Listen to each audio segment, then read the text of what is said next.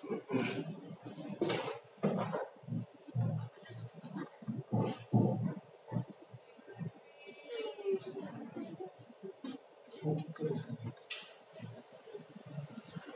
শিক্ষার্থী বন্ধুরা, আশা করি তোমরা ভালো সুস্থ আছো, আমার সাথে যুক্ত হয়ে পড়েছ।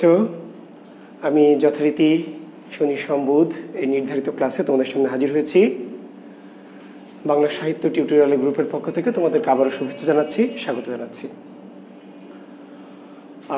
আমরা গতদিন মঙ্গল কাব্য শেষ করেছি, তো শুরুতেই মঙ্গল কাব্য নিয়ে তোমাদের কোনো প্রশ্ন যদি থাকে তাহলে একটু দ্রুত করবে। মঙ্গল কাব্য সংক্রান্ত যদি কোনো জিজ্ঞাসা, কোনো কোশ্চেন, কোনো দ্বিমত, কোনো বিষয় কোনো জানার থাকে তাহলে দ্রুত এখনই করে ফেলবে, আমরা সেটা উত্তর দিই। আমরা আজকে চলে যাব মধ্যযুগের মুসলিম সাহিত্য।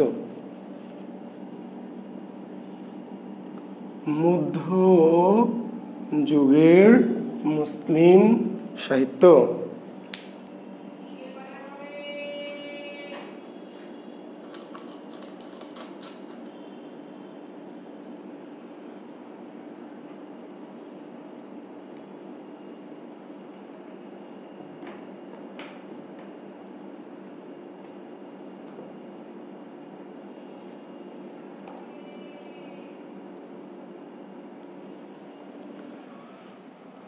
তোমরা কি যুক্ত হতে পেরেছো আমার সাথে?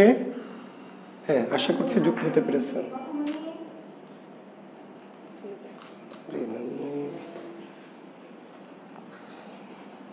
এতক্ষণ ধরে কি যে করে কি করে আল্লাহ জানে।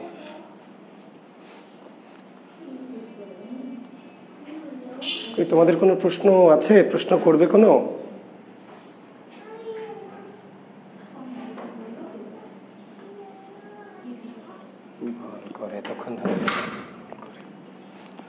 আচ্ছা, যেহেতু আমি কোনো প্রশ্ন তোমাদের আমি দেখতে পাচ্ছি না, তাহলে আমরা চলে যাচ্ছি মধ্যযুগের মুসলিম সাহিত্য।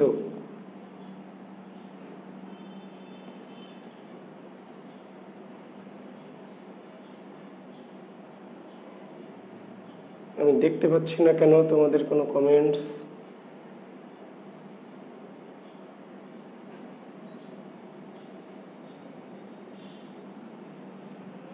হ্যাঁ, দেখতে পেয়েছি। আচ্ছা, হ্যাঁ বলেন। মনসা মঙ্গল কাব্যের মাজহারুল ইসলাম, মনসা মঙ্গল কাব্যের শেষ এ কি ঘটে? মানে কি রে গাধা? মাজহারুল ইসলাম, মনসা মঙ্গল কাব্যের শেষে কি ঘটে? গাধা, পুরা কাহিনী তোকে শোনায় বুঝাই দিলাম, শেষে কি ঘটে মানে বুঝলাম না। মাজহারুল ইসলাম গাধা, মনসা মঙ্গল কাব্যের কাহিনী শেষে যা ঘটে তা হলো যে সবাই মনসা দেবীর পূজা করতে লাগলো, অতঃপর তারা সুখে শান্তিতে বাস করতে লাগলো, আর বেহুলা লক্ষিন্দর স্বর্গের নীলাম্বরা স্বর্গের উষার অনিরুদ্ধ দুজনে স্বর্গে চলে গেল।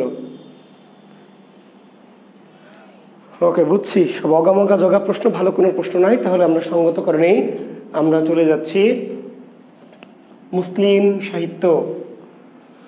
তাহলে আমরা এই যে 7-8টি ক্লাস নিয়ে ফেলেছি, দেখেন একজনও মুসলিম সাহিত্যিক কিন্তু আমাদের আলোচনায় আসেনি। এসেছে কি না? আমরা যত আলোচনা করছি এই মধ্যযুগের কোনো মুসলিম সাহিত্যিক আমাদের আলোচনায় আসেনি। আমরা শুরু করেছি বৌদ্ধ সিদ্ধাচার্যদের দিয়ে, বৌদ্ধ ধর্ম দিয়ে, সহজিয়া মতবাদ দিয়ে, তাই না? কান্নপা, লুইপা ইত্যাদি। তারপরে আমরা শ্রীকৃষ্ণ কীর্তন, বুড়োচণ্ডী দাস এবং বৈষ্ণব পদাবলীর বিদ্যাপতি, জ্ঞানদাস ইত্যাদি। তাহলে সবাইকে হিন্দু সাহিত্যিক। তাহলে বাংলা সাহিত্যের প্রথম মুসলিম সাহিত্যিকের নাম কি? বাংলা ভাষার প্রথম মুসলিম সাহিত্যিকের নাম সবাই জানেন কি? শাহ মোহাম্মদ সগীর। বাংলা ভাষার বা বাংলা সাহিত্যের প্রথম মুসলিম সাহিত্যিকের নাম কি বা কবির নাম কি? শাহ মোহাম্মদ সগীর। মুসলমানদের রচিত প্রথম গ্রন্থটির নাম কি? ইউসুফ জুলেখা। ইউসুফ জুলেখা। মুসলমানদের রচিত বা বাংলা সাহিত্যে মুসলিম রচিত প্রথম সাহিত্য নিদর্শনটির নাম হচ্ছে অন্নদামঙ্গল পৌরাণিক। বলেছি ওটা কোন গাধা প্রশ্ন করেছিস আগে একটা বকা দিই। কই গেলি? মেলা আগে পার করে ফেলেছিস, থাক বকা বেঁচে গেলি। আচ্ছা, তাহলে শাহ মোহাম্মদ সগীর বাংলা সাহিত্যের, বাংলা ভাষার প্রথম মুসলিম কবি বা সাহিত্যিক বা রচয়িতা। মুসলমানদের লেখা প্রথম গ্রন্থের নাম কি, বা মুসলিম রচিত প্রথম সাহিত্য কোনটি? ইউসুফ জুলেখা। ইউসুফ জুলেখা কি জাতীয় সাহিত্য? অত্যন্ত গুরুত্বপূর্ণ প্রশ্ন। ইউসুফ জুলেখা কি জাতীয় সাহিত্য? এর উত্তর হচ্ছে রোমান্টিক প্রণয়োপাখ্যান। ইউসুফ জুলেখা কি জাতীয় সাহিত্য? রোমান্টিক প্রণয়োপাখ্যান। কিংবা উল্টা করে প্রশ্নটি করবে যে বাংলা সাহিত্যের প্রথম রোমান্টিক প্রণয়োপাখ্যান কোনটি? প্রথম রোমান্টিক প্রণয়োপাখ্যান কোনটি? রোমান্টিক প্রণয়োপাখ্যানের জনককে? শাহ মোহাম্মদ সগীর।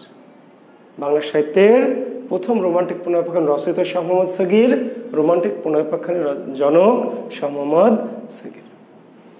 এখন যদি প্রশ্ন করে রোমান্টিক প্রণয়োপাখ্যান এই জিনিসটা আবার কি, এই মালটা কি? প্রণয় যোগ উপাখ্যান। প্রণয় উপাখ্যানের সন্ধি করলে দাঁড়ায় প্রণয় প্লাস কি? উপাখ্যান। সন্ধি মনে আছে? এই যে মাঝে ওকার, মনে আছে না শিক্ষার্থী বন্ধু? যে ব্যাকরণ কোর্স, মাঝে ওকার থাকলে কি ওকারের পূর্ব পর্যন্ত সামনে বসবে প্রণয়, আর ওকারটা পিছনের সামনে গিয়ে হ্রস্ব ওকার হয়ে যাবে। তাহলে প্রণয় যোগ কি? উপাখ্যান। প্রণয় মানে প্রেম, উপাখ্যান মানে কাহিনী বা ঘটনা। তাহলে প্রেমের ঘটনা কেমন সেটি? রোমান্টিক। রোমান্টিক প্রেমের কাহিনী বা প্রেমের ঘটনা। এই সাহিত্য ধারা কাদের সৃষ্টি? বৌদ্ধদের, হিন্দুদের, মুসলিমদের, আর্যদের। তাহলে কাদের? মুসলমানদের। বাংলা সাহিত্যে মুসলমানরা কিছু সাহিত্য ধারা সৃষ্টি করেছে, তার প্রথমটির নাম হচ্ছে রোমান্টিক প্রণয়োপাখ্যান। শাহ মোহাম্মদ সগীর কত শতকের কবি? শাহ মোহাম্মদ সগীর 15 বা 15 শতকের কবি। শাহ মোহাম্মদ সগীর 15 শতক বা 15 শতক, 15 শতক বা 15 শতকের কবি। 15 বা 15 শতকের কবি শাহ মোহাম্মদ সগীর। শাহ মোহাম্মদ সগীরের পৃষ্ঠপোষক কে ছিলেন, কিংবা কার দরবারে সাহিত্য চর্চা করতেন? ঠিক আছে, তার উত্তর হচ্ছে গিয়াস উদ্দিন আজম শাহ। গিয়াস উদ্দিন আজম শাহ। শাহ মোহাম্মদ সগীর কার দরবারে সাহিত্য চর্চা করতেন, বা শাহ মোহাম্মদ সগীরের পৃষ্ঠপোষক কে ছিলেন? ঠিক আছে, তাহলে শাহ মোহাম্মদ সগীরের পৃষ্ঠপোষক ছিল গিয়াস উদ্দিন আজম শাহ। গৌড়ের সুলতান, গৌড়ের সুলতান গিয়াস উদ্দিন, গৌড়, এই গৌড় অঞ্চলের সুলতান গিয়াস উদ্দিন আজম শাহের সভাকবি ছিলেন শাহ মোহাম্মদ সগীর। কত শতকের? 15 বা 15 শতকের কবি। কি কোনো হইচই আছে? কোন আওয়াজ আছে? নাই। ঠিক আছে, রোজা রমজানের দিন ঢেলে দেওয়া তো যাচ্ছে না, তাই না? তাহলে আপাতত ঢেলে দেওয়া বন্ধ থাক। আপাতত আমরা ক্লাস করি, রোজা রমজান পার হলে আবার একটু ঢেলে দেবো, নাকি মণিশঙ্কর নয়ন? ঠিক আছে। আচ্ছা, এখন এই যে মুসলমান যে সাহিত্যিকরা, এই সাহিত্যিকদের বেশিরভাগেরই সাহিত্য কিন্তু মৌলিক নয়। মানে কি? মানে মুসলিম সাহিত্যিকরা আরবি, ফার্সি, হিন্দি, উর্দু এই সমস্ত ভারতীয় নানান ভাষার সাহিত্য থেকে কি করেছেন? তারা অনুবাদ করেছেন। ফলে মুসলমান সাহিত্যিকদের সাহিত্যকর্মগুলি মূলত অনুবাদ। ফলে কেন এই কথা ভূমিকাটে বললাম, একটি কথা বারবার আপনাকে খেয়াল রাখতে হবে, যে এই যে শাহ মোহাম্মদ সগীরের ইউসুফ জুলেখা কাব্য কোথা থেকে নেওয়া হয়েছে, কার কাব্য থেকে?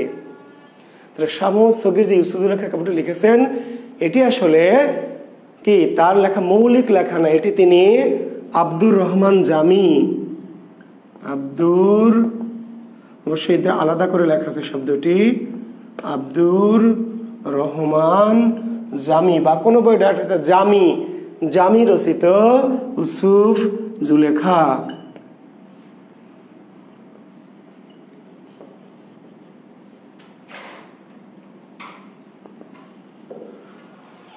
ফার্সি কবি, পারস্যের কবি বা ফার্সি কবি, ফার্সি বা পার্সি কবি আব্দুর রহমান জামির ইউসুফ জুলেখা কাব্য থেকে শাহ মোহাম্মদ সগীর ইউসুফ জুলেখার কাব্যটি অনুবাদ করেছেন। যদিও আক্ষরিক অনুবাদ নয়, সাহিত্যিক অনুবাদগুলোকে আমরা কি বলি, ভাবানুবাদ।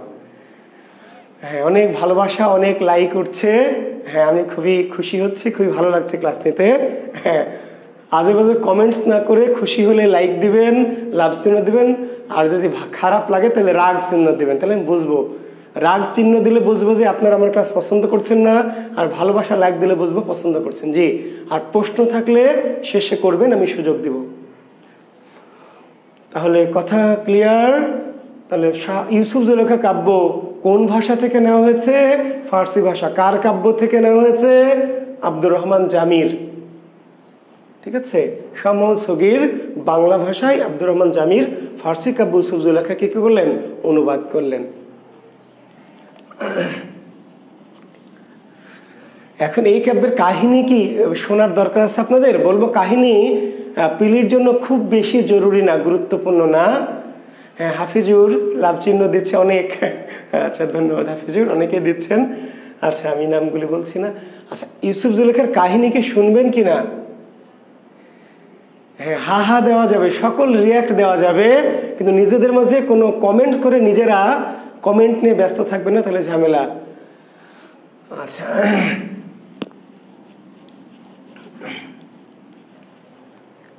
আচ্ছা ঠিক আছে। কেনান, এই কেনান দেশের বাদশাহ বা কেনান দেশের একজন সম্ভ্রান্ত ব্যক্তি, বাদশাহ আমরা বলছি ইয়াকুব আলাইহিস সালাম। কেনান প্রদেশ, এই কেনান প্রদেশের বাদশাহ ইয়াকুব আলাইহিস সালাম, তাকে স্রষ্টা 80 বছর বয়সে বা মতান্তরে 90 বছর বয়সে একটি পুত্র সন্তান দিয়েছিলেন, যার নাম ছিল ইউসুফ। বুঝতে পারলেন? তো 80-90 বছরে পুত্র হওয়ার তো কথা নয়, তাই না? 80-90 বছরে তো অবসর আরো আগে গ্রহণ করার কথা।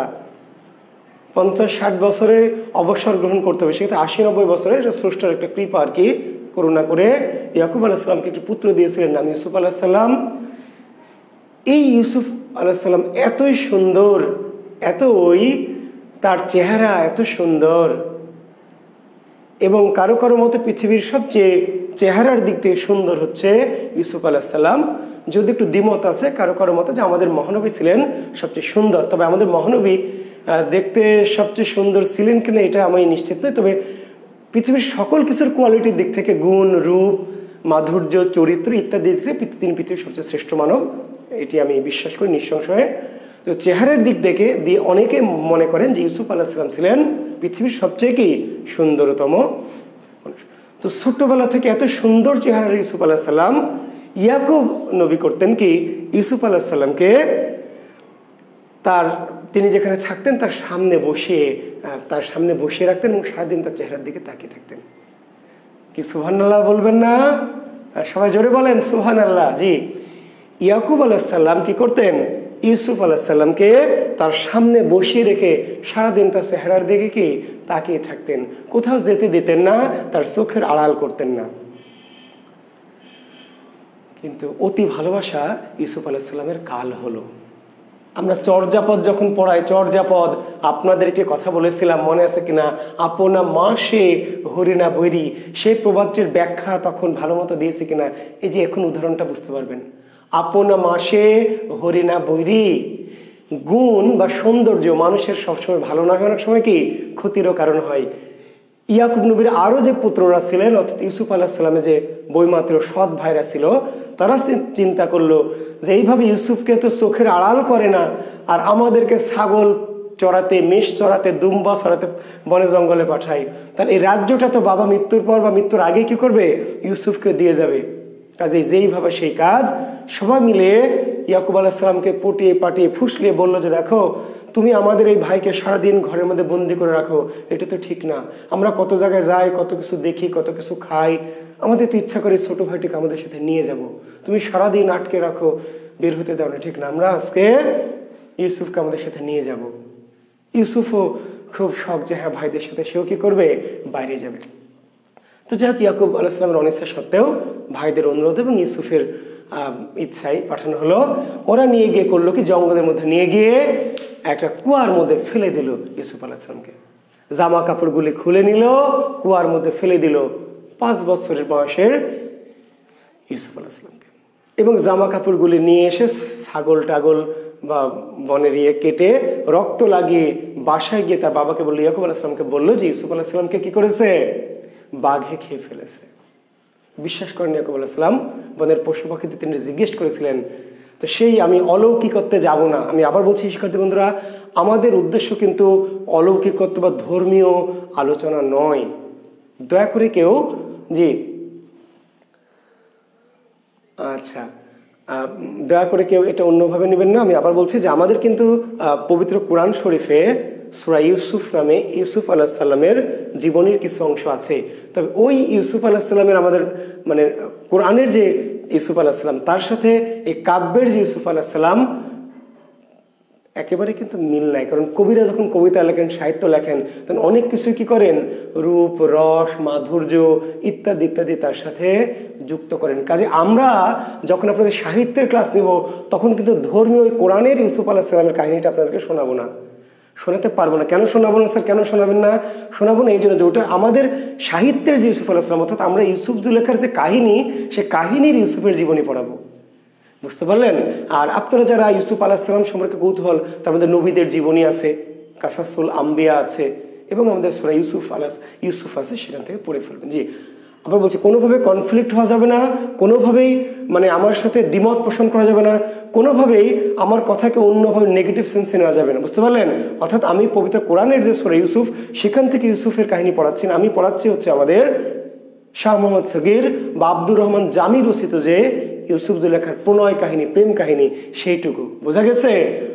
জি, অনেকে বোঝেন না, কম বোঝেন, ফলে সাহিত্য পড়াতে গিয়ে আমাদের বারবার কৈফিয়ত দিতে হয়, যেহেতু অনেক অগা মগা জগা এবং মানে ধর্ম বোঝে না কিন্তু ধর্মকে নিয়ে বাড়াবাড়ি করে, এরকম কিছু মানুষ আছে। বিধায় সাহিত্য পড়াতে গিয়ে বারবার আমি এই ধরনের মানে এক্সকিউজ বা কৈফিয়ত দিতে হচ্ছে। জি দিতে হয়, কারণ অনেকেই সহজ কথাকে সহজভাবে বোঝে না, নেগেটিভলি সব কিছুকেই, যা কিছুই বলবো তার সাথে তো কোনো কিছুকে যুক্ত করে নেবে। জি, তো যাই হোক, ফেলে দিল। আমরা সংক্ষেপে যেহেতু বলবো, অতি বিশদ আলোচনায় যাব না। এরপরে ভাইরা চলে গেল। তো ওই পথ দিয়ে যাচ্ছিল একজন বণিক, আগের যুগে তো জাহাজ বা গাড়ি ঘোড়া ছিল না, হেঁটে যেত।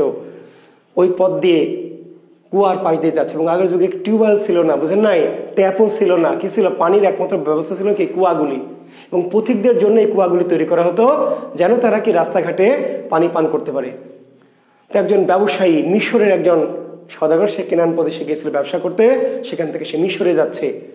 তো কুয়ার মধ্যে কি করেছে, বালতি, দড়িতে করে বালতি নামিয়ে দিয়েছে, পানি তুলবে, নামিয়েছে।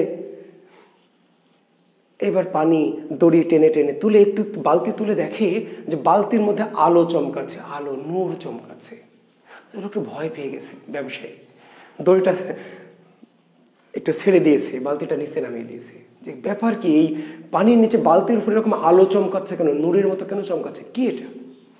আসলে ওই যে আমাদের ইউসুফ আলাইহিস সালাম কুয়ায় পড়েছিলেন, বালতিটা নামানোর সাথে সাথে তিনি কি বালতিতে উঠে বসে পড়েছেন। এমনিতে এত সুন্দর সাদা ফর্সা উজ্জ্বল চেহারা, আর পানিতে ভিজে আরো কি উজ্জ্বল হয়েছে। জানেন কি, পানিতে ভিজলে মানুষের চেহারা উজ্জ্বল হয়, জানেন? দেখবেন নায়িকাদের মাঝে মধ্যে বৃষ্টি ভেজা দৃশ্যে গান দেয়, খালি মাঝে মধ্যে দেয় না, বৃষ্টি রে বৃষ্টি আয়না জোরে ফিরে যাবো না আজকে ঘরে, তারপর টিপ টিপ বারসা পানি। মাঝে মধ্যে কেন নায়িকাদের বৃষ্টি ভেজা দৃশ্যে কিংবা ওই সমুদ্র সৈকত এরকম জায়গায় কেন গান দেয়? অর্থাৎ শরীরটা যখন পানিতে ভেজে তখন গ্লেজটা আরো কি বেশি হয়। তো ওই যে ইউসুফ আলাইহিস সালাম এমনিতেই তো এত অপূর্ব সুন্দর, তারপরে আবার কি করেছে, পানিতে পড়েছিল, বালতির উপর উঠেছে, একেবারে নূর আলো জ্বলছে। ব্যবসায়ী একটু সাহসী ছিল, ভালো হচ্ছে দেখি তো জিনিসটা কি। এবার আবার দড়িটাকে একটু টেনে টেনে একটু উপরে তুলে দেখে যে অপূর্ব অপরূপ সুন্দরী, সুন্দর একটি ছেলে। তো যাই হোক তুলে নিল, তুলে নিয়ে খুব খুশি হলো। আগের যুগে একটি সোনার হার কুড়িয়ে পাওয়া বা সোনার একটা বার কুড়িয়ে পাওয়া আর একটা ছোট বাচ্চা কুড়িয়ে পাওয়া একই বিষয় ছিল। কেন? কারণ আশেপাশে দাস দাসীদের হাট ছিল, সেখানে নিয়ে গিয়ে বিক্রি করে দিলে কি নগদ টাকা। আর এই যেহেতু ব্যবসায়ী, ব্যবসায়ীদের ধান্দা খালি টাকা, কাজে এই ছোট্ট বাচ্চা ইউসুফকে তিনি সাথে করে নিয়ে গেলেন, নিয়ে মিশরের একটা হাটে বিক্রি করে দিলেন। সেই হাট থেকে আরো একজন বড় ব্যবসায়ী সে কিনে নিয়ে চলে গেলেন মিশরের রাজা আজিজ মিসির। মিশরের রাজার নাম কি? আজিজ মিসির। আজিজ মিসিরের কাছে নিয়ে গেলেন। কেন? কারণ ওই ব্যবসায়ী জানতো যে আজিজ মিসির দীর্ঘদিন ধরে নিঃসন্তান। আজিজ মিসির দীর্ঘদিন ধরে কি নিঃসন্তান। তার স্ত্রী জুলেখা। আজিজ মিসির মিশরের প্রধান, মিশরের বাদশাহ আজিজ মিসির, বা কোনো বেলা কাছে আজিজ মিশর। তার স্ত্রী জুলেখা, অনেকদিন তাদের বিবাহিত জীবন এবং নিঃসন্তান, সন্তান নেই। কাজে ওই ব্যবসায়ী চালাকি করলে এত সুন্দর ফুটফুটে বাচ্চাটাকে আজিজ মিসিরের কাছে নিয়ে গেল। আজিজ মিসির বাচ্চাটাকে দেখে কি কিনতে চাইলো এবং জুলেখা ওই বাচ্চাটিকে পছন্দ করলো এবং জুলেখার অনুরোধে কিংবা আজিজ মিসির নিজেও পছন্দ করলো, বাচ্চাটিকে কিনে নিল।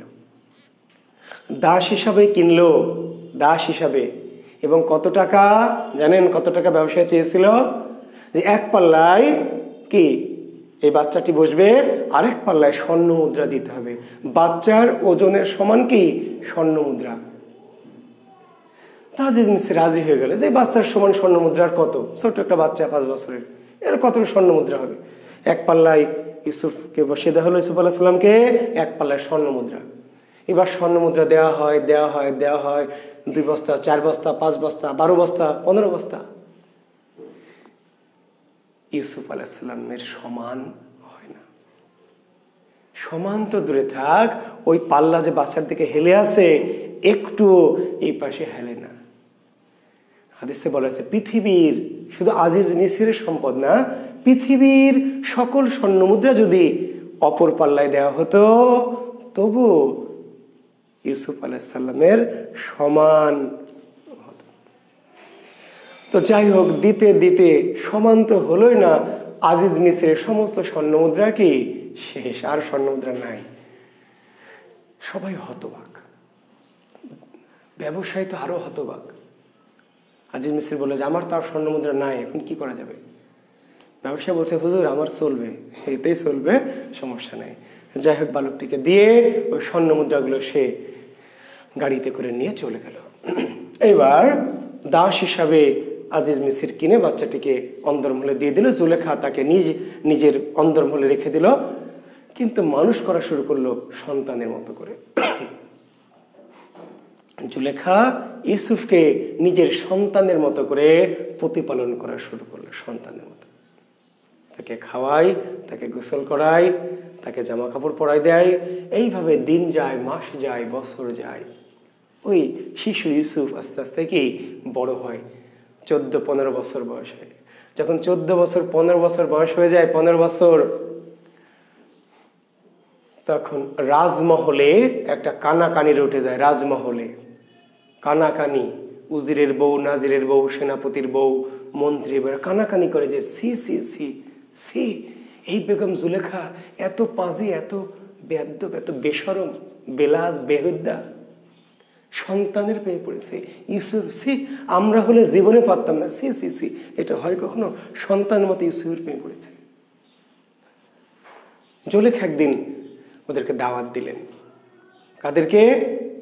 এই দরবারের যে উচ্চ পদস্থ ব্যক্তিদের, যারা বউ, আমিরের বউ, উজিরের বউ, নাজিরের বউ, মন্ত্রীর বউ, সেনাপতির বউ, এদেরকে জুলেখা দাওয়াত দিলেন। তো বেগম যেহেতু দাওয়াত দিয়েছে, তাদের তো দাওয়াত কবুল না করে না এসে সুযোগ নেই, বুঝলেন? নাই, যতই শেখ হাসিনাকে যতই গালি দেন, শেখ হাসিনা যখন আপনাকে ডেকে পাঠাবে, আমন্ত্রণ জানাবে সাক্ষাৎকার জন্য গণভবনে, আপনি সবার আগে দৌড়াবেন এবং এত জোরে দৌড়াবেন যে কোনো বিমান লাগবে না, এবং গিয়ে আবার সেলফি তুলে কিন্তু আবার কি ফেসবুকে সবার আগে দেবেন যে মাননীয় প্রধানমন্ত্রী দেশরত্ন শেখ হাসিনার সাথে সৌজন্য সাক্ষাৎ। প্রতিদিন কিন্তু 1000 বার গালি দেন, খালি ডেকে পাঠাক, দেখেন আপনি কি করেন, কি করবেন আমি জানি। তো যেহেতু সবাই বেগম ডেকে পাঠিয়েছে, সবাই বেগমের অন্তর্মহলে একটা বৈঠকখানা আছে, সেখানে চলে এলো। সবাইকে বেগম বসার জায়গা দিলেন, টেবিল চেয়ার সাজিয়ে দিয়েছে, সবাই বসে আছে। আপনার এই কাহিনী সবাই জানেন, খুব চমৎকার একটি কাহিনী শোনাবো আপনাদের। সবাইকে বসিয়ে দেওয়া হয়েছে, সবার পিস দেওয়া হয়েছে, পিসে একটা করে আপেল এবং একটা করে চকচকে ধারালো ছুরি দেওয়া হয়েছে। সবাই বসে আছে এবং বলা হয়েছে যে আমি যখন বলবো তখন আপনারা ছুরি দিয়ে এই আপেলটা কেটে খাওয়া শুরু করবেন, খাবেন, তার আগে খাওয়া যাবে না। সবাই বসে আছে, বেগম খেতে বলে না। কিছুক্ষণ পরে ইউসুফকে ডাকা হলো এই রুমটাতে। ইউসুফ এদিকে আসো। এবার ইউসুফ ঢুকলো। ইউসুফ যখন ঢুকলো সবাই হা করে তাকিয়ে আছে,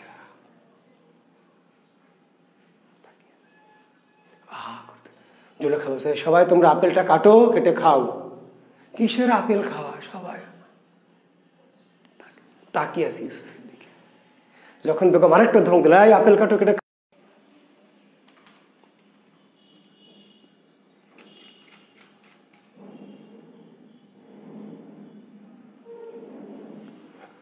হ্যাঁ দুঃখিত, কি হলো? হ্যাঁ ভিডিও পোস্ট হয়ে গেছে, ভিডিও আটকে গেছে।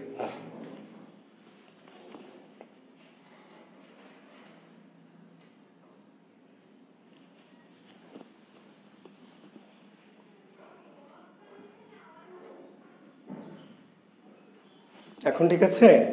হ্যাঁ ওকে ওকে শিক্ষার্থী বন্ধুরা, দেখেন তো গল্পের ক্লাইম্যাক্সের মাঝখানে কি একটা অবস্থা। হ্যাঁ এই যন্ত্র যে এমন যন্ত্রণা দেয় মাঝে মধ্যে না।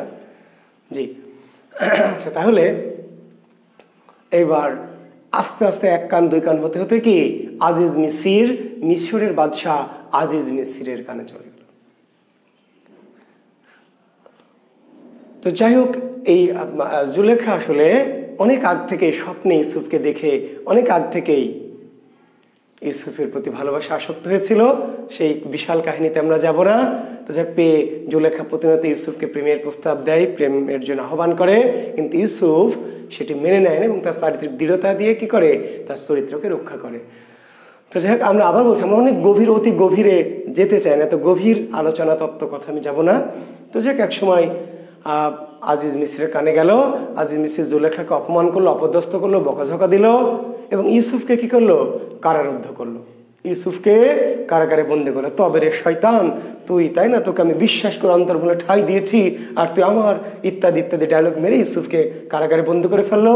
জুলেখাকে বকাঝকা ভৎসনা করলো। জুলেখা ইউসুফকে ছেড়ে দেওয়ার জন্য অনুরোধ করলো এবং বলে যে না, ইউসুফকে আমি ভালোবাসি, কেমন ভালোবাসি সেটি আমি জানি না, কিন্তু ইউসুফকে আমি ভালোবাসি, ওকে তুমি কারারুদ্ধ করে দাও। ইউসুফকে কারারুদ্ধ করলো না, মানে মুক্ত করলো না আজিজ মিসির। তখন মনের দুঃখে কিংবা জুলেখা নিজের স্বেচ্ছায় যে যেখানে ইউসুফ কারাবন্দী থাকবে সে রাজ্যে রানী হয়ে আমি থাকবো না, স্বেচ্ছায় সে কি করলো, রাজপ্রাসাদ ছেড়ে বনে চলে গেল। কিংবা কেউ বললেন যে আজিজ মিসির জুলেখাকে বনবাসে পাঠিয়ে দিল। মোট কথা জুলেখা কি বনবাসে চলে গেল। এরপর দিন যায়, মাস যায়, বছর যায়। এক সময় আজিজ মিসির এমনিতে তো স্বর্ণ মুদ্রা সব আগে শেষ, তারপর আবার জুলেখা তার জীবন থেকে চলে গেছে। তার জীবনে নানান দুর্বিপাক নেমে আসে, হতাশা ইত্যাদি ইত্যাদি। এক সময় অন্য রাজ্য কর্তৃক মিশর আক্রান্ত হয় এবং আজিজ মিসির পরাজিত হয়। নতুন রাজারা মিশরের রাজত্ব শুরু করে, কিন্তু তারা অত্যাচারী রাজা, নিষ্ঠুর রাজা, খারাপ রাজা। তখন কিছুদিন পরে এক সময় কি করে, মিশরের জনগণ গণ অভ্যুত্থান ঘটায়। অভ্যুত্থান ঘটিয়ে এই নতুন রাজাদের পরাজিত করে, পরাস্ত করে ইউসুফ আলাইহিস সালামকে কি করে, কারামুক্ত করে। ইউসুফ আলাইহিস সালামকে কারাগার থেকে মুক্ত করে, যেহেতু আগে রাজার পালক পুত্র হোক, পুত্রের মতো আর কি, তখন ওই যে রাজার অবর্তমানে এই পুত্রকে রাজ্যে রাজা হিসাবে বসিয়ে দেওয়া হয়। এইবার ইউসুফ 25 বছর, এই 10 বছরের মাঝখানে কাহিনী চলে গেছে। ইউসুফের বয়সে 25 বছরের টকবগে সুদর্শন ইউসুফ আলাইহিস সালাম মিশরের এখন কি রাজা, বাদশাহ, মিশরের বাদশাহ। খুবই ধর্মপরায়ণ, খুবই ধার্মিক, খুবই সৎ, খুবই প্রজাহিতৈষী, খুবই প্রজাবৎসল বাদশাহ। সে রাজ্যের বিভিন্ন জায়গায় ঘুরে ঘুরে কি করে জনগণের দুঃখ দুর্দশা দেখে। শুধু তাই না, কেউ যদি অভাবে থাকে তাহলে নিজে ঘোড়ায় করে, কাঁধে করে, পিঠে করে কি করে খাদ্যশস্য, গম, চাল, ছাতু, জব এগুলো দিয়ে আসে। তার রাজ্যের কোণে কোণে ঘুরে ঘুরে মানুষের দুঃখ দুর্দশা দেখে এবং সেগুলো নিজেই কি করে সমাধান করে। ঘুরতে ঘুরতে ঘুরতে একদিন গহীন জঙ্গলের ভিতরে চলে গেছে। দুঃখী মানুষ খুঁজে বেড়ায়, খুঁজতে খুঁজতে বনের গহীনে চলে গেছে। ফিরে আসবে, হঠাৎ করে দেখে একটা কি কুড়ে ঘর, একটা ভাঙা কুড়ে ঘর, ভাঙা জীর্ণ শীর্ণ কুড়ে ঘর। কুড়ে ঘরের পাশে একটা বৃদ্ধা মহিলা বসে আছে। তো ইউসুফ আলাইহিস সালাম খুব মায়া হলো যে এই বৃদ্ধ মহিলা একা একাই গহীন জঙ্গলে বসে আছে, কি ব্যাপার। তো তিনি ঘোড়া থেকে নামলেন, নেমে সে বৃদ্ধার পাশে জিজ্ঞেস করলেন যে বুড়ি আপনি এখানে কেন, কি করছেন? তো বুড়ি তাকে এসে হা করেছে, বলছে আমি ইউসুফ, মিশরের নতুন রাজা। ঠিক আছে, তো বলেন আপনার কোনো কিছু চাওয়া পাওয়া আছে, কোনো কিছু খেতে চান বা কিছু লাগবে আপনার, আমি আপনাকে এনে দেব। বৃদ্ধা শুধু হা করেছে, আর দিকে তাকিয়ে। ইউসুফ আলাইহিস সালাম কিছুক্ষণ পরে তাকিয়ে দেখে যে বুড়িকে চেনা চেনা লাগছে। কি ব্যাপার, চেহারাটা চেনা চেনা লাগছে কেন? ভালো করে খেয়াল করে দেখে, এই সেই জুলেখা। জুলেখা ততদিনে বৃদ্ধা হয়ে গেছে। ইউসুফের বয়স যখন 5 বছর, তখনই জুলেখা আজিজ মিসরের স্ত্রী এবং অনেক দিন ধরে নিঃসন্তান। তাহলে বিয়ে হয়েছে ইউসুফের বয়স যখন 5, তখন জুলেখা শুধু বিয়ে হয়নি, বিয়ের অনেক দিন অতিবাহিত হয়েছে, অনেক দিন তাদের কোনো সন্তান নেই। তাহলে জুলেখার বয়স তখন কি প্রায় 30 এরকম বছর, 30, 35, 37 বছর বয়স। কাজেই ইউসুফের বয়স যখন এখন 25, জুলেখার বয়স বুঝতে পারছেন 50+। জুলেখা কিন্তু আগেই চিনতে পেরেছে, প্রথম দেখাতে জুলেখা চিনতে পেরেছে, ইউসুফ চিনতে পারেনি। কেন চিনতে পেরেছে জুলেখা? জুলেখার ভালোবাসা অনেক গভীর। জুলেখা ইউসুফকে অনেক বেশি ভালোবাসতো। ইউসুফ জুলেখাকে আসলে ভালোবাসতো না, শ্রদ্ধা করতো, সম্মান করতো। জুলেখা ভালোবাসতো। জুলেখা দেখা মাত্র ইউসুফকে চিনে ফেলে তাকিয়ে এসেছে। কিছুক্ষণ পরে ইউসুফ বুঝতে পারলো যে এই সেই জুলেখা। এবার তো সে বিপদে পড়ে গেল, কি করবে। এই যে জুলেখা, সে তাকে কি সন্তানের মতো প্রতিপালন করেছে, তাকে স্নেহ দিয়েছে, ভালোবাসা দিয়েছে, তাই না? তারপরে তাকে এত কিছু করে বড় করেছে, এমনকি সে তার জন্য রাজ্য ছেড়েছে, রাজত্ব ছেড়েছে, এই বনের জীবন বেছে নিয়েছে, এত ভালোবাসে। এখন এই মহিলাকে নিয়ে রাজপ্রাসাদে যাবে না এখানে রেখে যাবে, ফেলে যেতে মন টানছে না। এত ভালোবাসে, এত যে গভীর ভালোবাসে, কেমন করে তাকে ফেলে রেখে যাবে? কি করবে? বিভ্রান্ত হয়ে যায়, বুঝতে পারে না। তখন ওই যে স্রষ্টার কাছে প্রার্থনা করে, স্রষ্টা, হে রাব্বুল আলামিন, তুমি বলে দাও আমি কি করব। এই মহিলা আমার জন্য জীবনে এত ত্যাগ স্বীকার করেছে, এত কিছু করেছে, একে আমি ফেলে যাই কেমন করে, আবার নিয়েই বা যাই কেমন করে, মানুষ কি বলবে, কি করব আমি? তখন স্রষ্টা জুলেখার যে আত্মত্যাগ, জুলেখার ভালোবাসার গভীরতা খুশি হলেন। খুশি হয়ে জুলেখার দিকে তাকিয়ে বলে দিলেন কোন বলার সাথে সাথে জুলেখা আবার 16 বছরের টকবগে যুবতী হয়ে গেল। সবাই বলেন সুবহানাল্লাহ। আপনারা তাই বলে আবার ঝুঁকি নিয়েন না ভাইরা, আমার শিক্ষার্থীরা, যে ইয়ং মেয়েরা যেহেতু প্রেমে পড়ছে না, দেখে একটু বুড়ি ধুড়ি টার্গেট করে একটু পটায়, তারপরে আল্লাহর কাছে কেঁদে কেটে অলৌকিকত্ব। মধ্যযুগের যত সাহিত্য সেটা হিন্দু ধর্মাশ্রিত হোক, দেবী নৌকার জন্যই বসে থাক, আর তাই না দেবী লাথি খেয়ে কাখালি ভেঙে যাক, বা মুসলমান যত প্রাচীন মধ্যযুগের যত সাহিত্য, সকল সাহিত্যের বৈশিষ্ট্যই কি অলৌকিকত্ব, অতি প্রাকৃত। কাজে আপনারা don't try it at home or at own life. Clear? জি। তো যাই হোক, এবার ইউসুফ আলাইহিস সালাম জুলেখাকে তার ঘোড়ার পিঠে বসিয়ে টকবক করতে করতে তার রাজ্যে চলে গেলেন। অতঃপর তারা সুখে শান্তিতে বাস করতে লাগলেন। যদিও এরপরে আরো অনেক কাহিনী আছে, ওই যে ইউসুফ আলাইহিস সালামের অন্য ভাইরা, তাই না, তার রাজ্যে দুর্ভিক্ষ পীড়িত আসে, আমি সেই অত বিষয় পিছনে আর যাব না, কারণ আমাদের ইউসুফ জুলেখার মূল কাহিনী এই পর্যন্তই। অতঃপর তারা সুখে শান্তিতে বাস করতে লাগলো। জি। একসময় ইয়াকুব আলাইহিস সালামের ওই কেনান প্রদেশে দুর্ভিক্ষ হয় এবং দুর্ভিক্ষে ইউসুফ আলাইহিস সালাম ওই ভাইরা কি করে এই মিশরে আসে, যে মিশরের রাজা খুবই দানশীল দয়ালু, তিনি অনেক কিছু দান করছেন। সৎ ভাইরা আসে, ইউসুফ আলাইহিস সালাম চিনতে পারে, কিন্তু ইউসুফ করে চিনতে পারেন, ওরা ভাবেওনি যে ইউসুফ বেঁচে আছে, রাখে আল্লাহ মারেকে। তো যাকে ইউসুফ তাদের চিনতে পারে এবং কৌশল করে একসময় যাক তাদের সাথে তাদের আবার মিলন হয়, সবাইকে ক্ষমা করে দেয়, অতঃপর তারা সুখে শান্তিতে বাস করে। জি, এই হচ্ছে আমাদের ইউসুফ জুলেখা কাব্যের কাহিনী। ঠিক আছে, ওকে। এইবার আমরা চলে যাচ্ছি মধ্যযুগের আরেকজন বড় কবি, যার নাম হচ্ছে ফকির গরিবুল্লাহ। ফকির গরিবুল্লাহ ষোড়শ শতকের কবি। কোন শতকের? ষোড়শ শতক বা 16 শতক। ষোড়শ শতক বা 16 শতকে। তার ফকির গরিবুল্লাহ কোন শতকের কবি বা কত শতকের সাহিত্যিক? ষোড়শ শতক বা 16 শতকের সাহিত্যিক ফকির গরিবুল্লাহ। এই ফকির গরিবুল্লাহ অতি বিখ্যাত মুসলিম সাহিত্যিকদের মধ্যে। কেন? ইনার কাছ থেকে অনেক প্রশ্ন দেখবেন বিভিন্ন পরীক্ষা, বিসিএস না, বিসিএস কম আসে, প্রাইমারি, নিবন্ধন, অন্যান্য ঘুরিয়ে দিতে পারে, পরীক্ষায় আসবে। এই ফকির গরিবুল্লাহ মধ্যযুগের মুসলিম সাহিত্যের দুটি সাহিত্য ধারার জনক। গ্রন্থের রচয়িতা না, গ্রন্থের রচয়িতা দুটি সাহিত্য ধারা। কি কি ধারা?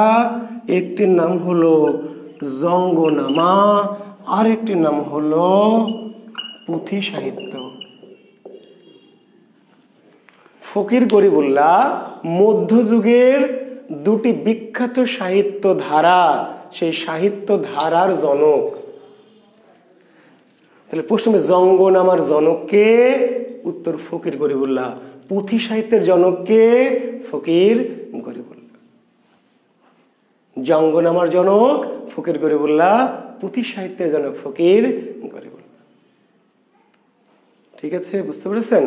এই জঙ্গনামা কিন্তু কোনো গ্রন্থের নাম না, পুঁথি সাহিত্য গ্রন্থের নাম। এটি হলো যেমন বৈষ্ণব পদাবলী একটা ধারা, চর্যাপদ একটি ধারা। তাহলে মধ্যযুগের মুসলমানদের রচিত দুটি সাহিত্য ধারা জঙ্গনাম এবং পুঁথি সাহিত্য, জনক ফকির গরিবুল্লাহ। জঙ্গনামা, জং, জং শব্দের অর্থ কি? যুদ্ধ। জং, জং শব্দের অর্থ যুদ্ধ, নামা শব্দের অর্থ কাহিনী বা ঘটনা। তাহলে জঙ্গনামা শব্দের অর্থ কি? জঙ্গনামা শব্দের অর্থ হচ্ছে কি? যুদ্ধের কাহিনী বা যুদ্ধের ঘটনা। বিশেষ রিটেন পরীক্ষার্থী যারা, বিশেষ যারা রিটেন পরীক্ষার্থী, রিটেন, তাদের জন্য বলছি আসবে লিখিত পরীক্ষায় জঙ্গনামা কি। জি, লিখিত পরীক্ষার্থী যারা, তাদের জন্য অবশ্যই গুরুত্বপূর্ণ প্রশ্ন, জঙ্গনামা কি। তাহলে জঙ্গনামা কি? এর উত্তর কি? জঙ্গনামা হচ্ছে মধ্যযুগের মুসলিম বীরত্ব সূচক যুদ্ধ কাহিনীকে বলা হয় জঙ্গনামা। মধ্যযুগের কি কবিদের দ্বারা রচিত মুসলিম বীরত্ব সূচক যুদ্ধ কাহিনীকে, মুসলিম বীরত্ব সূচক যুদ্ধ কাহিনীকে বলে জঙ্গনামা। জঙ্গনামার উদ্দেশ্য কি? যে মুসলিম বীরদের নিয়ে রচিত। তো জঙ্গনামা কি? পিলিতে যদি আসে এক কথায় জঙ্গনামা কি, তাহলে যুদ্ধ কাব্য। এক কথায় প্রিলিমিনারি জঙ্গনামা কি? যুদ্ধ কাব্য। রিটেনে শুধু যুদ্ধ কাব্য এটা বললে তো 3 মার্কস পাওয়া যাবে না। তাহলে রিটেনে বলতে হবে জঙ্গনামা হচ্ছে প্রাচীন মুসলিম বীরদের নিয়ে রচিত যুদ্ধ কাব্য। প্রাচীন মুসলিম বীরদের নিয়ে রচিত যুদ্ধ কাব্য। তো এই জঙ্গনামা, তবে জঙ্গনামার আদি কবিকে? আদি কবি, জঙ্গনামার আদি বা প্রথম রচয়িতা জানেন? আচ্ছা, এই জঙ্গনামা ফকির গরিবুল্লাহ রচিত জঙ্গনামার নাম কি? তাহলে ওটার উত্তর পেয়ে যাবেন। ফকির গরিবুল্লাহ রচিত জঙ্গনামা আমির হামজা। ফকির গরিবুল্লাহ রচিত জঙ্গনামা, এর নাম হলো আমির হামজা। আর বাংলা সাহিত্যে জঙ্গনামার আদি রচয়িতার নাম হলো সৈয়দ হামজা। ভালো করে শুনেন কথাটি, যেটি বলছি তাহলে যে জঙ্গনামার জনক হচ্ছে ফকির গরিবুল্লাহ, জঙ্গনামার জনককে ফকির গরিবুল্লাহ, কিন্তু জঙ্গনামার আদি রচয়িতা আদি কবি, জঙ্গনামার আদি কবিকে সৈয়দ হামজা। সৈয়দ হামজা আদি কবি প্রথম লিখেছেন, কিন্তু জঙ্গনামার জনক কিংবা জঙ্গনামার শ্রেষ্ঠ কবি, জঙ্গনামা ধরা শ্রেষ্ঠ কবির নাম হচ্ছে ফকির গরিবুল্লাহ। ফকির গরিবুল্লাহ রচিত জঙ্গনামা কি? আমির হামজা। আরো একটি আছে সোনাভান, আমির হামজা সোনাভান। তাহলে সোনাভান কি জাতীয় সাহিত্য? জঙ্গনামা। আমির হামজা কি জাতীয় রচনা? তাহলে জঙ্গনামা। তাহলে এই যে আমির হামজা রাদিয়াল্লাহু তাআলা আনহু, নিশ্চয় নাম শুনে থাকবেন। হামজা রাদিয়াল্লাহু তাআলা আনহু একজন বড় কি মুসলিম বীর। এই হামজা রাদিয়াল্লাহু তাআলা আনহুর যে কৃতিত্ব বা বীরত্ব, সেই কাহিনী হলো আমির হামজা। আর সোনাভান নামক একজন বীরের বীরত্ব ব্যঞ্জক কাহিনী হচ্ছে সোনাভান।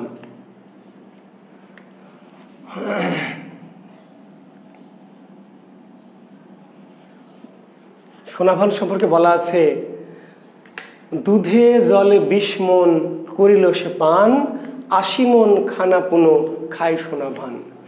দুধে জলে 20 মণ, দুধে জলে 20 মণ করিল সে পান, দুধে জলে 20 মণ করিল সে পান। 20 মণ দুধ আর জল মিশায়ে 20 মণ মেরে দিল, 80 মণ খানা পুনো খাই সোনাভান। দুধ আর জল 20 মণ মেরে দিয়ে তারপর কি 80 মণ খাবার খায়, সে হলো সোনাভান। আগের যুগের বীররা অনেক খাবারও খেত। কালকেতুতে, আমিও তো গভীরে যাইনি, কালকেতু অনেক খাবার খেত, হাতি ঘোড়া খেয়ে ফেলতো কালকেতু। জি, তো সোনাভান সম্পর্কে বলা হয়, দুধে জলে 20 মণ করিল সে পান, 80 মণ খানা পুনো খাই সোনাভান। তো এই সোনাভানের যে বীরত্ব, তার যে কীর্তি, সেগুলি মূলত এই ফকির গরিবুল্লাহ তার সোনাভান কাব্যে লিখেছেন, যেগুলোকে বলা হয় মুসলিম বীরত্বব্যঞ্জক যুদ্ধ কাহিনী বা জঙ্গনামা। তাহলে সোনাভানের রচয়িতাকে ফকির গরিবুল্লাহ, আমির হামজার রচয়িতাকে ফকির গরিবুল্লাহ। কি জাতীয় রচিত চরিত্র, কি জাতীয় সাহিত্য? জঙ্গনামা। আর জঙ্গনামার আদি কবিকে তাহলে বলবেন সৈয়দ হামজা। আরেকটি ফকির গরিবুল্লাহ আরেকটি সাহিত্যের জনক, পুঁথি সাহিত্য। ফকির গরিবুল্লাহ কি? পুঁথি সাহিত্য।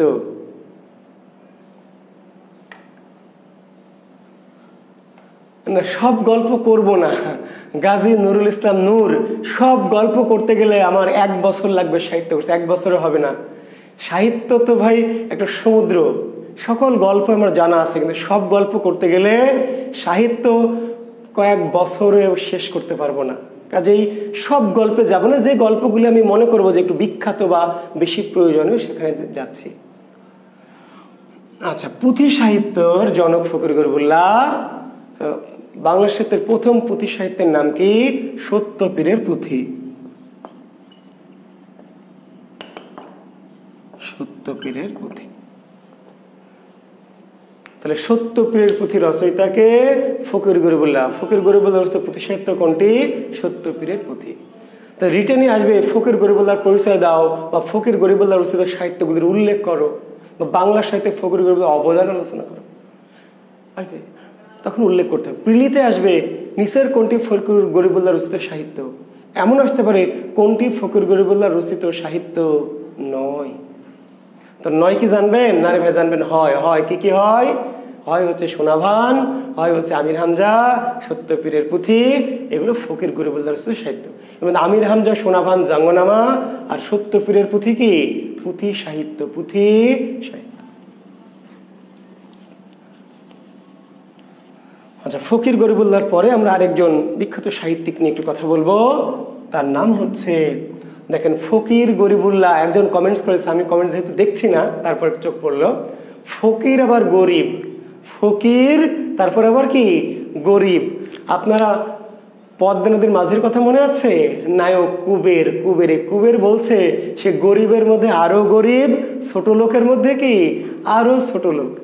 কুবের তার নিজের সম্পর্কে বলছে যে আমি গরিবের মধ্যে আরো গরিব, ছোট লোকের মধ্যে আরো ছোট লোক। তো এই ভদ্রলোকের নাম ফকির, ফকির আবার গরিব। ফকিরের মাঝে কিন্তু ধনীও থাকে, ধনী ফকির। ঢাকায় অনেক ফকির আছে যাদের আমার চেয়ে দামি ফ্ল্যাট আছে।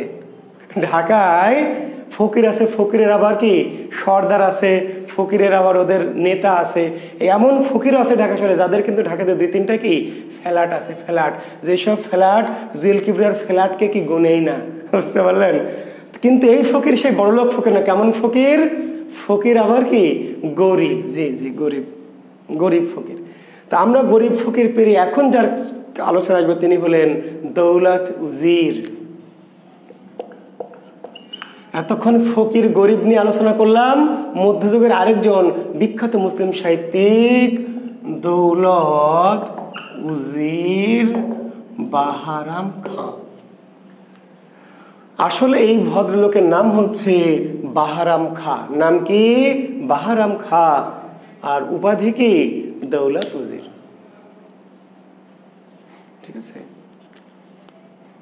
জাফরাবাদ, চট্টগ্রামের জাফরাবাদ নামক অঞ্চলের নিজাম বা রাজা শাহ সুর। চট্টগ্রামের জাফরাবাদ। এবং আমি যতটুকু জানি, আমি সাধারণ জ্ঞান তো আসলে কম বুঝি, অল্প বুঝি, আর যেটুকু বুঝতাম বাংলা পড়াতে পড়তে ভুলে গেছি। চট্টগ্রামের পূর্ব নাম মেবি জাফরাবাদ বা জাফরগঞ্জ এমন ছিল, মেবি আমার যতটুকু মনে আসছে। তো চট্টগ্রামের একটি গুরুত্বপূর্ণ অঞ্চল ছিল যার নাম ছিল জাফরাবাদ। এই জাফরাবাদের নিজাম, নিজাম মানে রাজা বা প্রধান, জাফরাবাদের নিজাম শাহ সুর। বাহারাম খাঁ হলো লেখকের নাম, আর উপাধি হলো দৌলত উজির। প্রশ্ন হবে দৌলত উজির উপাধিটা কে দিয়েছিল? বাহারাম খাঁকে দৌলত উজির উপাধি দিয়েছিল কে? জাফরাবাদের নিজাম শাহ সুর। জাফরাবাদ কোথায়? চট্টগ্রামের একটি বিশেষ অঞ্চলের নাম ছিল জাফরাবাদ। তাহলে জাফরাবাদের নিজাম শাহ সুর বাহারাম খাঁকে উপাধি দিয়েছিলেন দৌলত উজির। দৌলত উজির।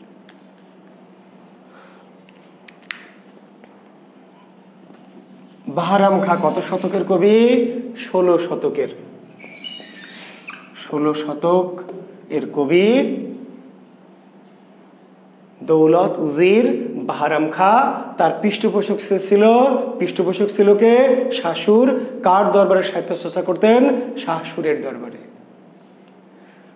দৌলত উজির রচিত একটি সাহিত্য অতি বিখ্যাত, মধ্যযুগের সবচেয়ে জনপ্রিয় সাহিত্যটির নাম কি? মুসলমানদের রচিত, জি, মধ্যযুগের মুসলমানদের রচিত সবচেয়ে জনপ্রিয় সাহিত্যটির নাম লাইলি মজনু।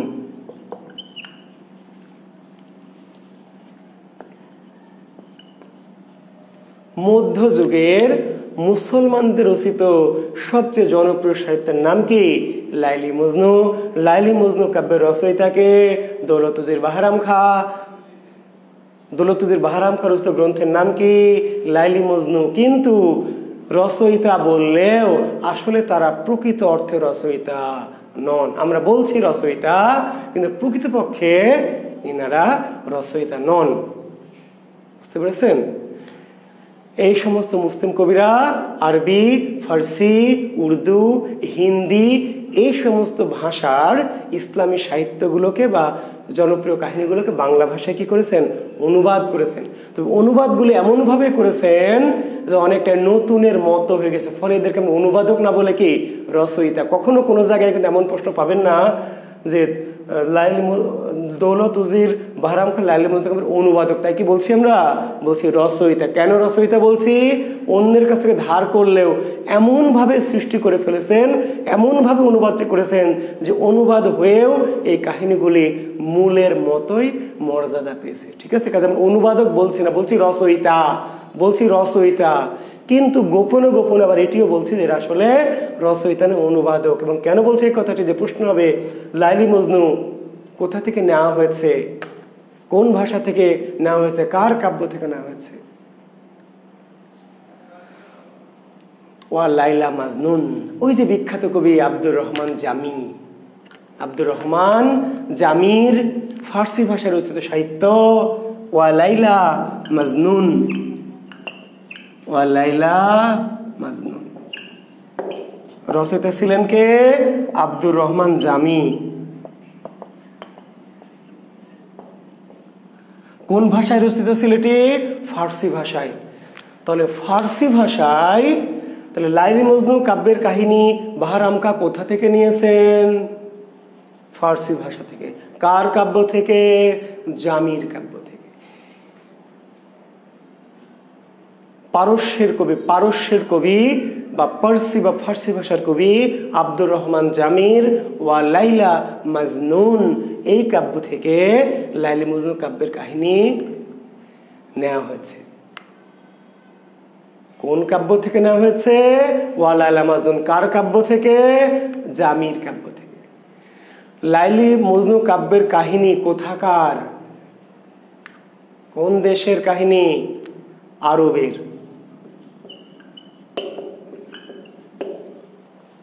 লাইলি মজনু কাব্যের কাহিনী কোথাকার? কোন দেশের? আরবের।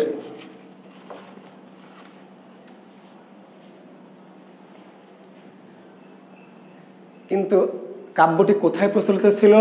তাহলে বলবেন ইরানে। না, হচ্ছে না, আলোটা আজকে সেটিংটা ভালো হয়নি।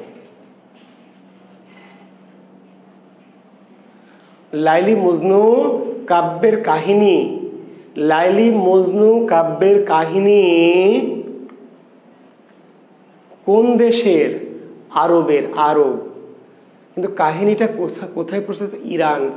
আবার বলছে এই যে আমাকে কিন্তু এরপরে গ্রুপে আর মেসেঞ্জারে প্রশ্ন করে অস্থির করে দিবেন যে স্যার একবার বললেন আরবে, একবার বললেন ইরানে, এক বইয়ে দেখি ওই বইয়ে দেখি অমুক, হ্যান বইয়ে তেন, আবার কেউ কেমন মালও আছেন বইয়ের ছবি তুলে দেবেন যে স্যার দেখুন উপরে এই নিচে। এত কিছু দেখার আমার কোনো টাইম নাই, CTN আমার টাইমই নাই। যার যা খুশি তাই বলুক। খুব সিম্পল কথা যে এই কাব্যের কাহিনী কোথাকার কোন দেশের কাহিনী? তাহলে বলতে হবে আরবের কাহিনী। আরবের কাহিনী, কিন্তু কাহিনীটা প্রচলিত ছিল কোথায়? ইরানি ভাষায় রচিত হয়ে, ফার্সি ভাষায় রচিত হয়ে ইরানের কাহিনীটা কোথাকার? কোন দেশের কাহিনী? আরবের। কিন্তু কাহিনীটা প্রচলিত ছিল কোথায়? ইরানে। জি। কোন ভাষায়? পার্সি বা ফার্সি ভাষায়। কিন্তু কাহিনীটা ইরানের না, কাহিনী ইরানি ভাষায়, ফার্সি ভাষায় রচিত হয়েছে, ইরানি কবি লিখেছেন, ইরানে প্রচলিত ছিল। কিন্তু এই কাহিনীটা মূলত, ঘটনাটা কোথাকার, কোন দেশের কাহিনী? কাহিনীটা মূলত হচ্ছে আরবের। জি, বিভ্রান্তি না, কোনো বিভ্রান্তি নাই, প্রশ্ন অনুযায়ী উত্তর। কোথাকার কাহিনী, কোন দেশের কাহিনী? আরবের। আর কোথায় প্রচলিত ছিল, কোথায় চালু ছিল? তাহলে ইরানে। কোন ভাষায় প্রচলিত ছিল? ফার্সি ভাষায়। এরপরেও যদি বাজারের প্রচলিত অগা মগা জগা ঠগা বইয়ের নানা রকম উত্তর দেখে কিংবা এক এক বই এক এক উত্তর দেখে বিভ্রান্ত হন, তাহলে এর জন্য জুয়েল কর্তৃপক্ষ দায়ী নয়। আর আজকে পরীক্ষা আছে জানেন তো? জি, 12:30টায় পরীক্ষা শুরু হবে। পরীক্ষাটা কিসের উপরে? আমরা আগের যে 2-3 দিন ধরে মঙ্গল কাব্য পড়িয়েছি, জি মঙ্গল কাব্যের 12:30 আমার ক্লাস শেষ করে আমি লিঙ্ক দিব, আপনারা মঙ্গল কাব্যের পরীক্ষা দিবেন। আর একটি কথা আপনাদের একটু বলি, একটু বিজ্ঞাপন বিরতি আর কি দেই, বিজ্ঞাপন দিচ্ছি যে আমি একটি চ্যানেল খুলেছি আপনাদের জন্য মানে ছাত্রদের জন্য, শিক্ষার্থীদের জন্য। তার নাম হচ্ছে জুয়েল কিবরিয়া শিক্ষা সাহিত্য সংস্কৃতি। অনেকে হয়তো এর মধ্যে যুক্ত হয়ে পড়েছেন, তবু আমি একটু লিখে দিই। আমার চ্যানেলটির নাম হচ্ছে জুয়েল কিবরিয়া শিক্ষা সাহিত্য সংস্কৃতি, বাংলায়। জি, বাংলা নাম। আমি কৈফিয়তে বলেছি যেহেতু আমি বাঙালি, বাংলা ভাষা আমার রুটি রুজি, বাংলাদেশ আমার প্রিয় দেশ। আমার চ্যানেলটির নাম হচ্ছে জুয়েল কিবরিয়া শিক্ষা সাহিত্য সংস্কৃতি। এই চ্যানেলটির কাজ হচ্ছে মূলত এই যে সমস্ত জায়গাগুলো নিয়ে কনফিউশন, যে সমস্ত জায়গাগুলো নিয়ে নানান ছাত্ররা আমাকে একই প্রশ্ন, 100 জনের কাছ থেকে একই প্রশ্ন পেতে হয় মেসেঞ্জারে বা ফেসবুক গ্রুপে, একই প্রশ্ন করতে আছে বৈষ্ণবপল্লীর আদি কবিকে বিদ্যাপতি নাকি গোবিন্দ দাস না হেন দাস, একই প্রশ্ন অন্তত 50 জন করেছে। একই প্রশ্ন, কি কি কখন রস্বইকার কি কখন দীর্ঘইকার কি, বুঝতে পারলেন? তো এই যে একই কথা এই 1000 বছর ধরে ছাত্র একইভাবে প্রশ্নটা করছে, তো আমি একই কথা বারবার বলতে গিয়ে বিরক্ত হচ্ছি। ফলে ছাত্রদের অনুরোধে আমি একটা ইউটিউব চ্যানেল করেছি, জুয়েল কিবরিয়া শিক্ষা সাহিত্য সংস্কৃতি ইউটিউব চ্যানেল। সেখানে মূলত কনফিউজিং বিষয়গুলি বুঝতে পেরেছেন, মেসেজে ব্যাখ্যা দিব, আমি মেসেজে উত্তরটা দিলাম, উত্তর বলছে স্যার কেন হলো, স্যার তো কেন হলো এত ব্যাখ্যা মেসেজে দিতে পারবো না বাবা, এত সময় নেই। সেই জন্য শর্ট সমস্যা সংক্রান্ত যেই জায়গাগুলি আমার বুদ্ধিতে আমি বুঝতে পারছি, যে জায়গাগুলো ছাত্রদের কনফিউশন সমস্যা, সেই জায়গাগুলো আমি ছোটো ছোটো ভিডিও করে করে ওখানে দিব। আর আমার অলরেডি গতকাল আমি ফার্স্ট আমি ভিডিও দিয়েছি, অলরেডি আমার 650 মতো সাবস্ক্রাইবার হয়েছে। তবে আমি একটু চাইবো আপনাদের কাছে, যারা এখন আমার চ্যানেলটি সাবস্ক্রাইব করেন, এটা আপনাদের কাছে আমার দাবি বলছি এই জন্যই যে আমার একটা টার্গেট, যে আমি আজকে এই 2-3টার মধ্যে আমার 1000 সাবস্ক্রাইব, একদিন 24 ঘন্টার মধ্যে 1000 সাবস্ক্রাইবার পূর্ণ করবো। এটি আমার একটা স্বপ্ন বা আমার একটা আকাঙ্ক্ষা বা আমার একটা মনের আশা আর কি। তো অলরেডি 650 সাবস্ক্রাইবার, আমরা ঢুকলে দেখতে পারবেন 650 মতো সাবস্ক্রাইবার হয়ে গেছে অলরেডি। ওকে, আর আমার এই গ্রুপে কিন্তু অলরেডি 1810 জন স্টুডেন্ট অলরেডি গতকালই ছিল, আজকে হয়তো 1820টার মতো। এর মধ্যে যারা ক্লাস করছেন অনেকে হয়তো সাবস্ক্রাইব করেছেন, যারা করেছেন তারা তো করেছেনই, যারা করেননি তাদের কাছে অনুরোধ থাকবে এবং আমার অধিকারের দাবি থাকবে যে অবশ্যই আপনারা ক্লাস শেষ করে, পরীক্ষা শেষ করে হলেও 2টার পূর্বে সাবস্ক্রাইব করবেন, যেন আমি আজকে দুপুর 2টার মধ্যে কি 1000 সাবস্ক্রাইব পূর্ণ করতে। আমার টার্গেট 24 ঘন্টার মধ্যে 1000, সেটা আমি জানি হবে। আমি জীবনে যেটা ভেবেছি, যেটা চেয়েছি, মহান সৃষ্টিকর্তা রাব্বুল আলামিন আমাকে দিয়েছেন। আমি চেয়েছি পাইনি এমন ঘটনা আমার জীবনে খুব কম। তো আমি এই চ্যানেলটা অনেকদিন ধরেই ছাত্ররা অনুরোধ করছিল, করিনি। তো চ্যানেলটা মানে ওই ইউটিউব কর্তৃপক্ষ খুলেই দিয়েছিল, আমি জানতাম না, পরে খুলতে গিয়ে দেখলাম আছে। তো কালকেই ফার্স্ট ভিডিও 3টা ভিডিও দিয়েছি, অলরেডি 650+ সেখানে সাবস্ক্রাইবার হয়েছে, আর লাগবে আমার 350। আমার ধারণা আপনারা যদি একটু যদি আগ্রহী হন, একটু যদি আমাকে ভালোবাসেন, সাবস্ক্রাইব করলে আমি আজকে 2টা-2:30টার মধ্যেই কি 1000 সাবস্ক্রাইবার পূর্ণ করব। এটি আমার একটা স্বপ্ন, যে আমার একদিনে 1000 সাবস্ক্রাইবার হতেই তো পারে, তাই না? বাজারে অগা জগা কতজন, তাই না? এই হিরো আলমের মতো এত বড় বড় হিরো, তারা যদি এত জনপ্রিয় হয়, আমরা তো ভাই অনেক যোগ্য মানুষ, তাই না? আপনাদের কাছে তো ভালোবাসার মানুষ। আমরা চাই এই চ্যানেলটির মধ্যে দিয়ে শিক্ষা, সাহিত্য এই বিষয়টিকে তুলে ধরবো আমি, পাশাপাশি সংস্কৃতি, মাঝে মাঝে একটু গান গাইলাম, একটা গজল দিলাম, কখন একটু কবিতা আবৃত্তি করলাম, যদি আপনি কবিতা পছন্দ করেন আমার একটু দেখলেন, গান একটু দিলাম, কবিতা দিলাম, গজল দিলাম একটা, আর তার সাথে শিক্ষা সাহিত্য তো আছেই। তো ঠিক আছে, বিজ্ঞাপন বিরতি অনেক লম্বা হয়ে গেল। জি, সবাই ভালো থাকবেন। আমরা পড়ায় যাব, আমরা আরেকজন আমার আজকে এই কাহিনীটা পড়েই শেষ করব, গুরুত্বপূর্ণ কাহিনী যেটি আমরা বলছি লাইলি মজনু, অত্যন্ত এবং মধ্যযুগের মুসলমানদের রচিত সবচেয়ে জনপ্রিয় সাহিত্য। মধ্যযুগে মুসলমানদের রচিত সবচেয়ে জনপ্রিয় সাহিত্যের নাম কি? লাইলি মজনু। সেটার কাহিনীটা না জানলে অপরাধ হবে। আর আপনারা যারা সাবস্ক্রাইব করেছেন, তারা যদি চান তাহলে তাদের যে বন্ধু বান্ধবী, খালাতো বোন, তাই না, প্রতিবেশী, যে ভাইয়া বা আপু, বা তাই না, নিজেদের যারা কি বিএফ জিএফ টিএফ আছে, একটু বলবেন যে স্যারের চ্যানেলটা একটু সাবস্ক্রাইব করো, তাই না? আপনাদের কথা তারা শুনবে, একটু বললেই করবে ইনশাল্লাহ, আমি জানি।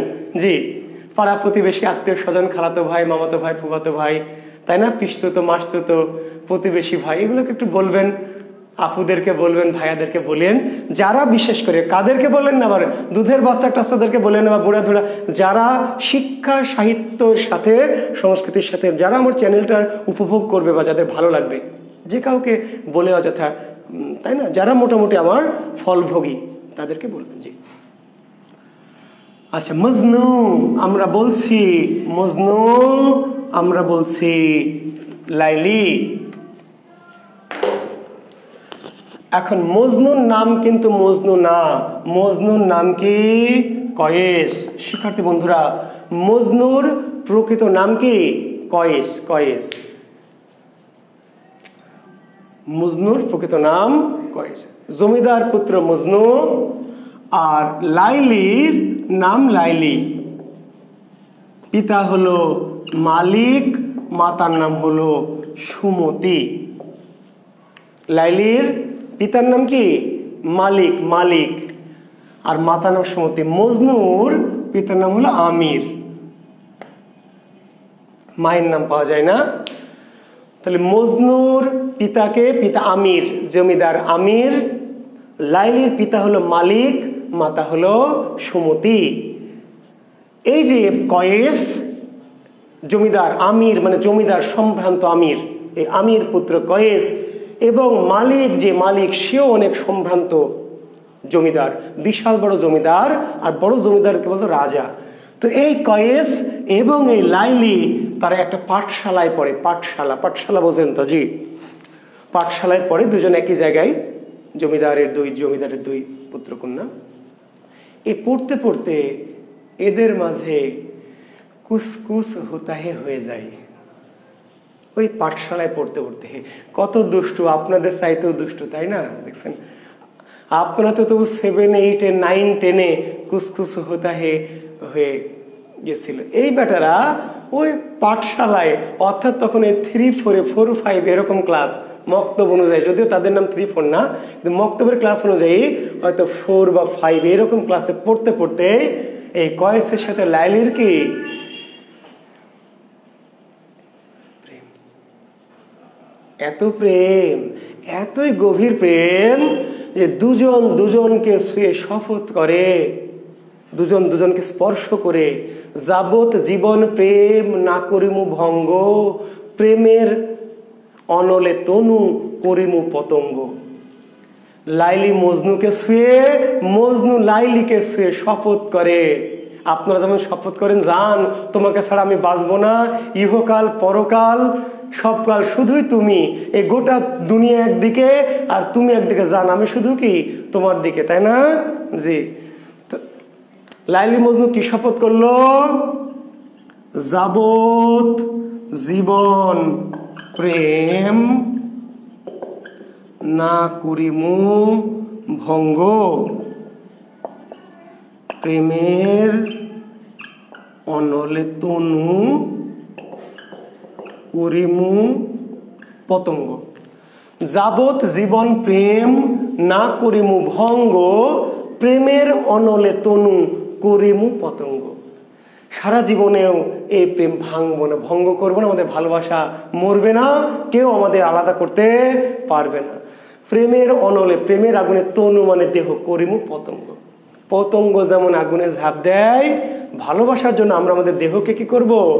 সেই পতঙ্গ করে ভালোবাসার আগুনে আমরা ঝাঁপ দিব। প্রয়োজনে মরে যাব, তবু আমাদের প্রেমকে হেরে যেতে দিব না।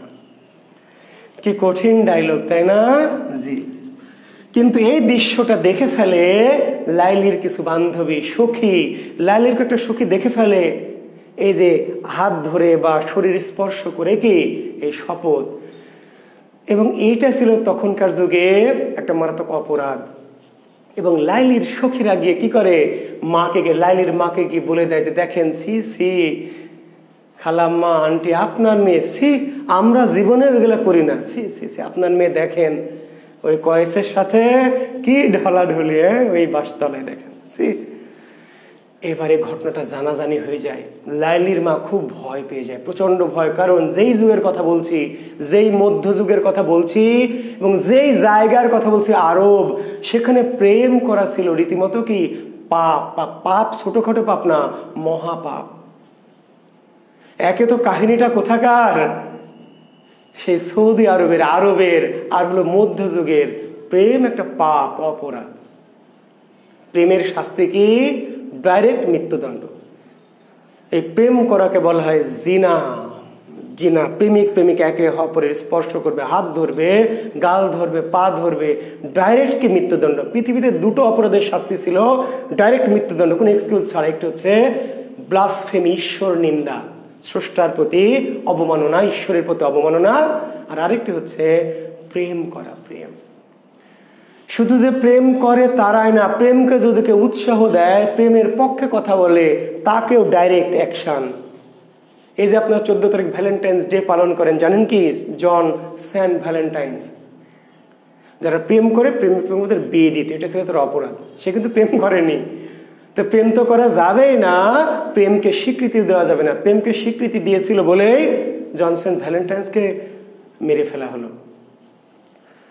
তো প্রেমের শাস্তি ছিল কি? কোমর পর্যন্ত মাটিতে পুঁতে ফেলে পাথর নিক্ষেপ করে হত্যা করা। পৃথিবীতে দুটো অপরাধ আবার শাস্তি ছিল মৃত্যু। কোমর পর্যন্ত মাটিতে পুঁতে ফেলে কি পাথর নিক্ষেপ করে, কঙ্কর নিক্ষেপ করে হত্যা করা। মনসুর হাল্লাজ নাম শুনেছেন? মনসুর হাল্লাজ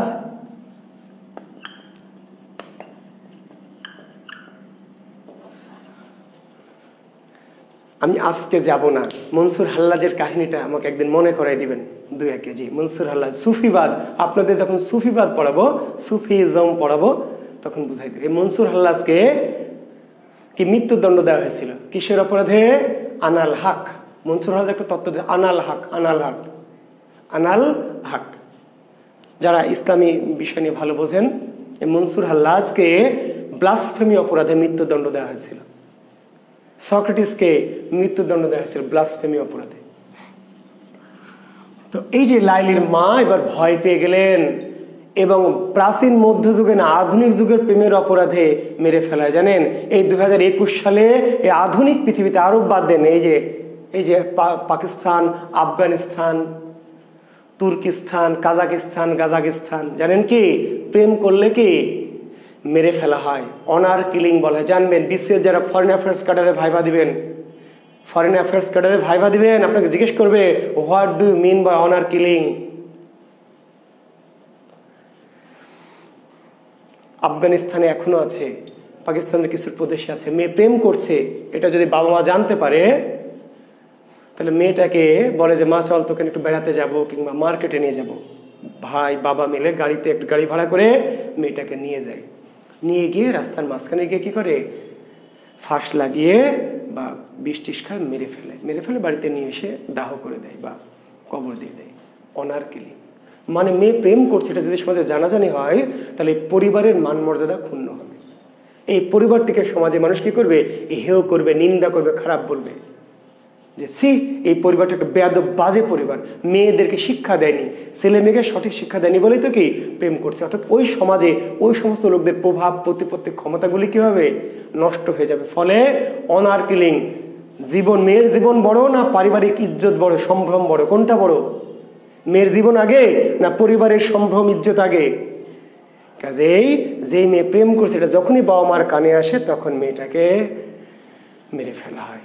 স্টিল নাও এ ডেজ, এই আধুনিক পৃথিবীতে, এই পৃথিবীতেই, এই 2021 সালের পৃথিবীতেই একটু খোঁজখবর নেবেন। কিছুই তো জানেন না, বাংলাও জানেন না, ইংরেজিও জানেন না, ম্যাথও জানেন না, সাধারণ জ্ঞানও জানেন না, জানেনটা কি রে ভাই? তো যাই হোক, লাইলির মা লাইলিকে, এরপর লাইলি যখন স্কুল থেকে এলো, পাঠশালা থেকে, পরদিন তাকে আর মক্তবে যেতে দেওয়া হলো না, তাকে গৃহবন্দী করে ফেলা হলো। প্রখর নূপুর দিলা লাইলির পায়, তাকে স্কুল বন্ধ করে দেওয়া হলো।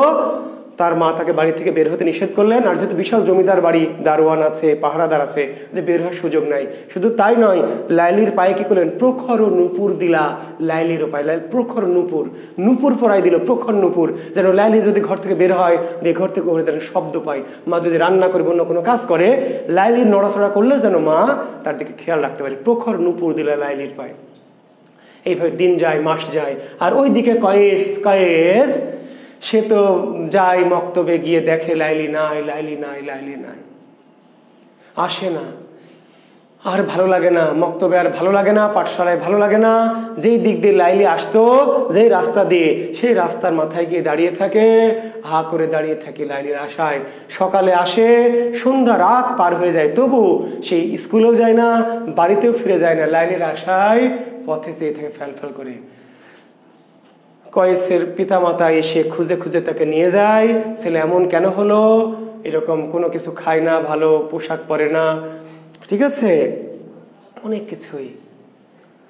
রাস্তায় দাঁড়িয়ে থাকে, বাড়িতে আটকে রাখলেও থাকে না, জোর করে বাড়ি থেকে বেরিয়ে এসে জামা কাপড় ছেঁড়া।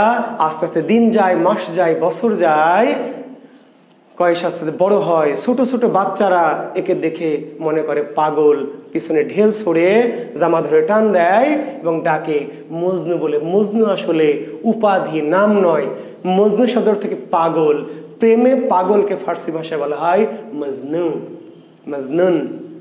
তাহলে মজনু কিন্তু নাম হলো কয়েস।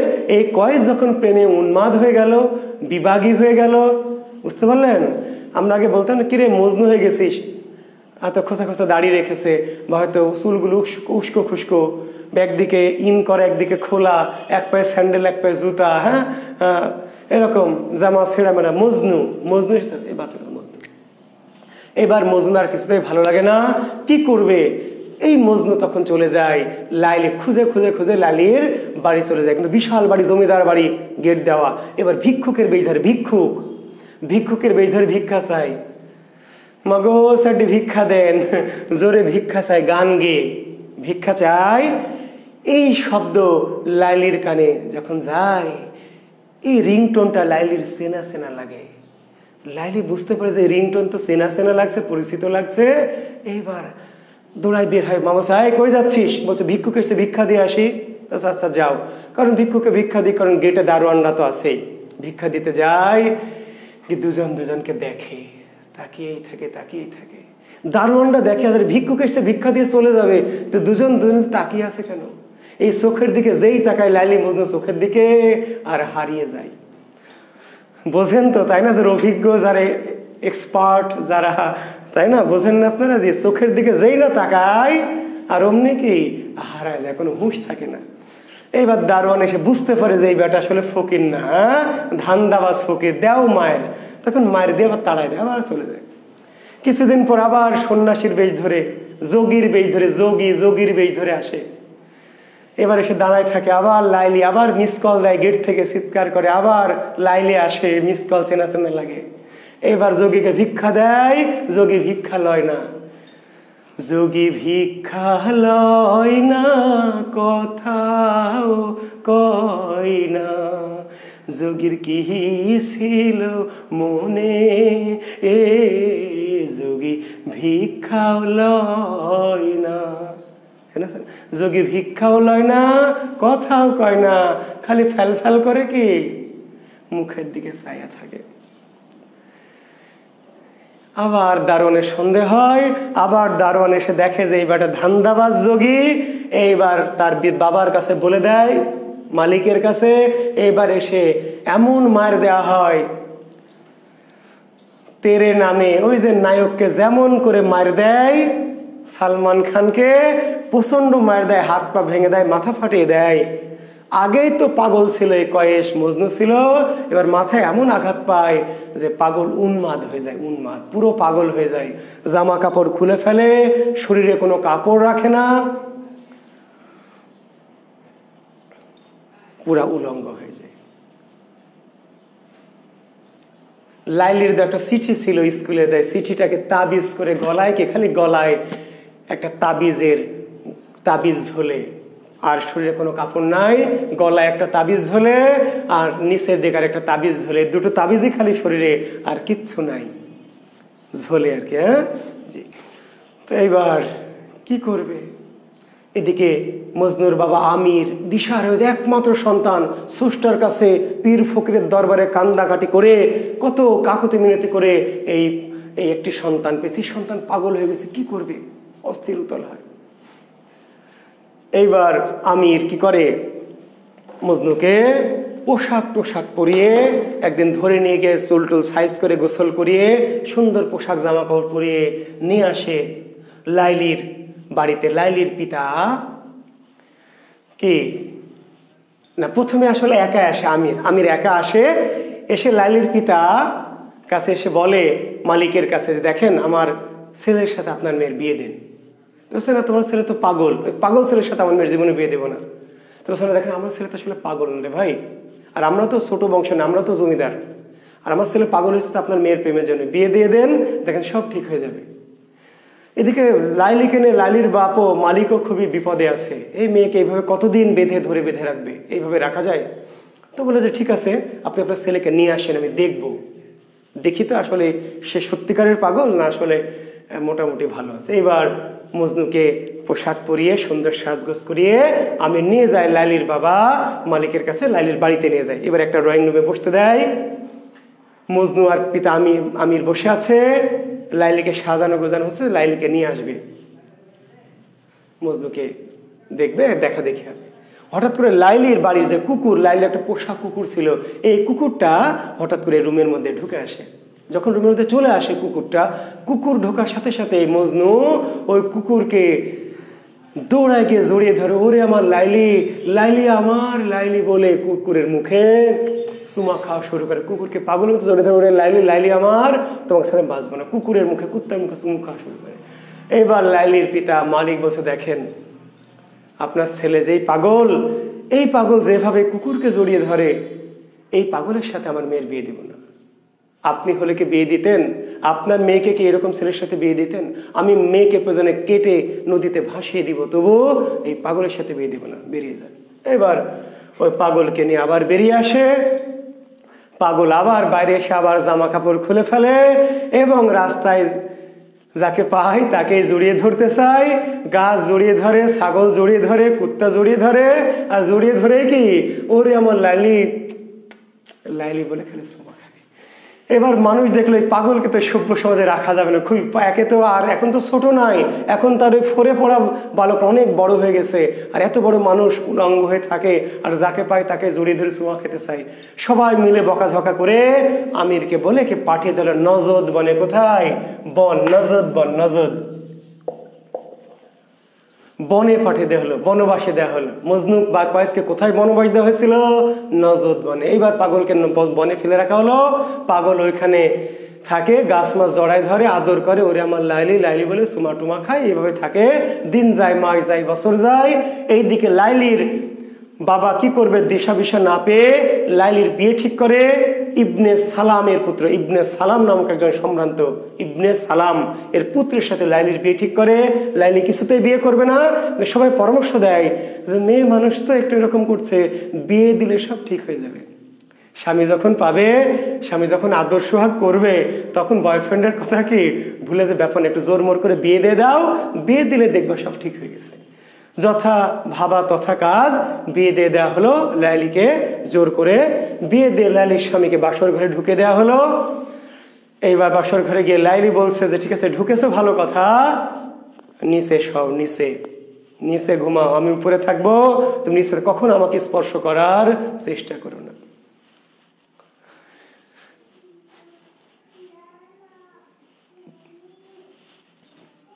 বুঝতে পারলেন? তো বেচারা কি করবে, আর নতুন বউ বকাঝকা দিয়েছে, এবার নিচে শুয়ে আছে, লাইলি উপরে শুয়ে আছে। কতক্ষণ আর স্বামী বেচারা নিচে শুয়ে থাকবে? বাসর রাতে বউকে উপরে রেখে স্বামী কতক্ষণ মেঝেতে শুয়ে থাকবে? বুঝেন তো, তাই না? রোজা রমজানের দিন। আর এত কথা না বলি, কিছুক্ষণ পরে বেচারা অসহায় হয়ে উপরে খাটের উপর যেই উঠতে গেছে, আর লাইলি তাকে দিয়েছে এক লাথি, লাথি মেরে খাট থেকে নিচে ফেলে দিয়েছে। বলছে সিংহের আহার কভু না প্রায় শিয়ালে। লাইলি বলছে তার স্বামীকে বাসরাতে, সিংহের আহার কভু না পাই শ্রীগালে, আমি সিংহের খাবার, তোমার মতো শিয়াল কুত্তা আমাকে খেতে পাবে না, চেষ্টাও করুন আমার দিকে হাত বাড়িও না। কিন্তু এমন জোরে লাথি মারে, লাথির চোটে, এবং যখন আবার উঠে থেকে জড়িয়ে ধরতেছে জোর করে, এবার আরেকটা জোরে লাথি মারে, এমন লাথি মারে লাথির চোটে নিচে পড়ে কঙ্কাত করে পড়ে মাজা ভেঙে যায়, চিৎকার চেঁচামেচি শুরু করে। মানুষ বাইরে থেকে প্রথমে ভাবে যে কি ব্যাপার, চিৎকার একটু একটু হলে মেয়ে কণ্ঠের হবে, পুরুষ কণ্ঠে চিৎকার কি ঘটনা, তাই না? বাসরাতে আবার কি আজব কাহিনী। যাই হোক, পরে যখন দরজা ধাক্কাধাক্কি করে বর, তখন বরের বাড়ির লোক যেমন দরজা মরজা খুলে তাড়াহুড়া করে তাকে নিয়ে এদেরকে পরিবারকে গালিগালাজ করে চলে যায়। এবার গ্রামে রটে যায় যে সি সি সি, কি বেয়াদব, কি নচ্চার, কি শয়তান মেয়ে, খারাপ বাজে মেয়ে। আগেই তো এই পরিবারটি সম্পর্কে মানুষের খারাপ ধারণা ছিল যে মেয়েটা যে প্রেম করে আগে জানতো, তো প্রেম করে না হয় গোপনে চুপি চুপি মানুষ মেনেই নিল জমিদারের কন্যা, না হয় একটু প্রেম করে, কিন্তু তাই বলে স্বামীকে লাথি মেরে বাসর ঘরে মাজা ভেঙে দিয়েছে। সি বেহায়া, বেশরম, বিল্লজ্জ, বেহুদ্দা মেয়ে। এবং এই পরিবারটিকে সবাই এক ঘরে করে দিল যে এটা একটা বাজে পরিবার, খারাপ পরিবার। তো যাক, স্বামী বেচারা লাথি খেয়ে চলে গেল। লাইলি আবার লাইলির মতো থাকতে লাগলো। আর ওইদিকে নজদ মানে মজনু পাগল, তো বুঝতেই পারছেন, গাছ মাছ জড়িয়ে ধরে ওরে আমার লাইলি লাইলি এরকম করে চলছে। হঠাৎ করে নজদ বনে একজন শিকারী, ওই রাজ্যের যে রাজা নয়ফল, রাজার নাম কি নয়ফল রাজা, নয়ফল রাজা নয়ফল, ওই যেই রাজ্যের আমরা কাহিনী বলছি সে রাজ্যের রাজা নয়ফল। নয়ফল রাজা শিকারে আসে, শিকারে পশু পাখি এসে দেখে গাছ জড়িয়ে ধরে একটা সুন্দর একটা সুশ্রী ছেলে উলঙ্গ হয়ে গাছ জড়িয়ে ধরে বিড়বিড় করে কি যেন বলছে। রাজা খুব আশ্চর্য হয়, নয়ফল রাজা কি ব্যাপার অনুচরদের জিজ্ঞেস করে। সবাই লাইলি মজনুর কাহিনী ততদিন সবাই জেনে গেছে। তো অনুচররা বলে, হুজুর আসলে এই যে মজনু পাগল, ওই লাইলি নামক একটা মেয়ের প্রেমে পড়েছিল, পরে বিয়ে দেয়নি, এইভাবে পাগল হয়ে গেছে জঙ্গল করে। নয়ফল রাজার খুব মায়া হয়, মায়া হয়, আরে এত সুন্দর একটা ছেলে, আমার কোনো পুত্র নাই, আর এত সুন্দর একটা পুত্র, সে পাগল হয়েছে একটা মেয়ের জন্য, এটা হয় নাকি কখনো? বলছে তুলে নাও ওকে। ঘোড়ায় তুলে নেওয়া হলো। নয়ফল রাজা রাজ দরবারে নিয়ে গেলেন, নিয়ে গিয়ে একে গোসল করিয়ে সুন্দর রাজকীয় পোশাক, যুবরাজের পোশাক পরিয়ে শিরস্ত্রাণ দিয়ে ঘোড়ায় চড়িয়ে নয়ফল রাজার সাথে করে নিয়ে গেলেন লাইলির পিতা মালিকের কাছে। এবার মালিকও রাজা, ছোট রাজা, বড় জমিদার ছোট রাজা, আর নয়ফল হচ্ছে সত্যিকারের কি রাজা। এবার রাজা এসছে জমিদারের বাড়িতে। রাজা তো, জমিদার তো ব্যস্ত হয়ে পড়েছে, কি ব্যাপার হুজুর জাহাপানা, কি চান, কি আপনি কেন এসছেন আমার কাছে? আপনি বললে আমি তো যেতাম। তো বলছে আমি আমার পুত্রকে তোমার সাথে বিয়ে দিতে চাই। তো আপনার তো পুত্র নেই আমি জানি, তো আমার একটা পুত্র আছে, আমি তার সাথে তোমার বিয়ে দেবো, পালক পুত্র। ঠিক আছে, পালক হলে রাজার পুত্র, তো ঠিক আছে মহারাজ, কিন্তু আমার তো মেয়ের একবার বিয়ে হয়েছিল, আপনি জানেন তো আমার মেয়ে কিন্তু একটু খারাপ, ওই মেয়ে লাথি মেরে স্বামীর মাজা ভেঙে দিয়েছে, এই মেয়ের সঙ্গে আপনি আপনার পুত্র বিয়ে দিবেন কিনা? তো বলছে ব্যাপার না, তবু আমি বিয়ে দিব। বলছে ঠিক আছে, আপনার পুত্রকে ডাকেন। এবার পুত্র বাইরে ছিল, ডাকা হলে এবার পুত্র চলে এলো। এবার নয়ফল দেখে লালির পিতা যে তো মজনু পাগল। বলছে না, এটা আপনার পুত্র না, তো মজনু পাগল। বলছে না, মজনু পাগল না, আজ থেকে ওই আমার কি পুত্রের সাথে বিয়ে দিতে। বলছে না, এই পাগলের সাথে আমার মেয়ের বিয়ে দিব না। রাজার নিষেধ, রাজার আদেশ অমান্য করায় এবার নয়ফল রাজার সাথে লাইলির পিতা মালিকের কি যুদ্ধ শুরু। রাজা যা বলবে, রাজার কথা অমান্য করলে নয়ফল রাজার সাথে মালিকের যুদ্ধ শুরু হলো। যুদ্ধ, প্রচন্ড যুদ্ধ হলো। তো যুদ্ধে মালিক পারবে না নয়ফল রাজা পারবে? নয়ফল রাজা পারবে। কেন পারবে? কারণ মালিক হচ্ছে ছোট রাজা, বড় জমিদার, তার হয়তো হাতি ঘোড়া লোক লস্কর আছে, লাঠিয়াল টাঠিয়াল আছে, কিন্তু নয়ফল তো অরিজিনাল রাজা। যুদ্ধ করে মালিক হেরে গেল। হেরে গেলে নয়ফল বল, আজকে আমি বিয়ে দিব, এক্ষুনি বিয়ে দিব, মেয়েটাকে সাজাও, আর মেয়েটিকে আমি একটু দেখি কেমন মেয়ে, এই মেয়ের জন্য এই ছেলেটি পাগল হয়েছে, এই মেয়েটাকে একটু দেখবো, মেয়েটিকে নিয়ে আসো আমার সামনে। এবার রাজার আদেশে লাইলিকে নিয়ে আসা হলো। নয়ফল রাজার সামনে লাইলিকে নিয়ে আসা হলো। লাইলিকে দেখার পরে নয়ফল রাজা কিছুক্ষণ তাকিয়ে থেকে বলছে, এই মেয়ের জন্য তুমি পাগল হয়েছ? কি আছে এই মেয়ের মধ্যে, এমন এমন কি আছে তুমি পাগল হয়েছো? আমি তো ভেবেছিলাম যে এই মেয়ে না জানি কি। না না না, মজনু বলছে, আমি তোমাকে পুত্র বলে স্বীকার করেছি, এই মেয়ের সাথে বিয়ে দেব না, পাশের রাজ্যের যে রাজকন্যা রত্নাবতী তার সাথে বিয়ে দেব। তুমি যাকে চাও, এই গোটা ভারতের যাকে চাও তার সাথে বিয়ে দিব, বা এশিয়ার যাকে চাও তার সাথে বিয়ে দিব, ইরানের যাকে চাও তার সাথে বিয়ে দিব, তুরানের যার সাথে তাকে বিয়ে দিব, আরবের যার সাথে দেবো, কিন্তু ওই মেয়ের সাথে দেব না। তুমি কোন রাজকন্যা চাও তাই বলো, তুমি আমার পুত্র, রাজার পুত্র, তোমাকে আমি যার তার সাথে বিয়ে দিতে পারবো না। পাগল বলছে যে না, হবে না। মজনু পাগল বলছে যে না, হবে না, আমি শুধু লাইলিকে চাই, গোটা পৃথিবীর সব রাজকন্যা যদি আমাকে দেন, নইব নইব, হবে না, হবে না।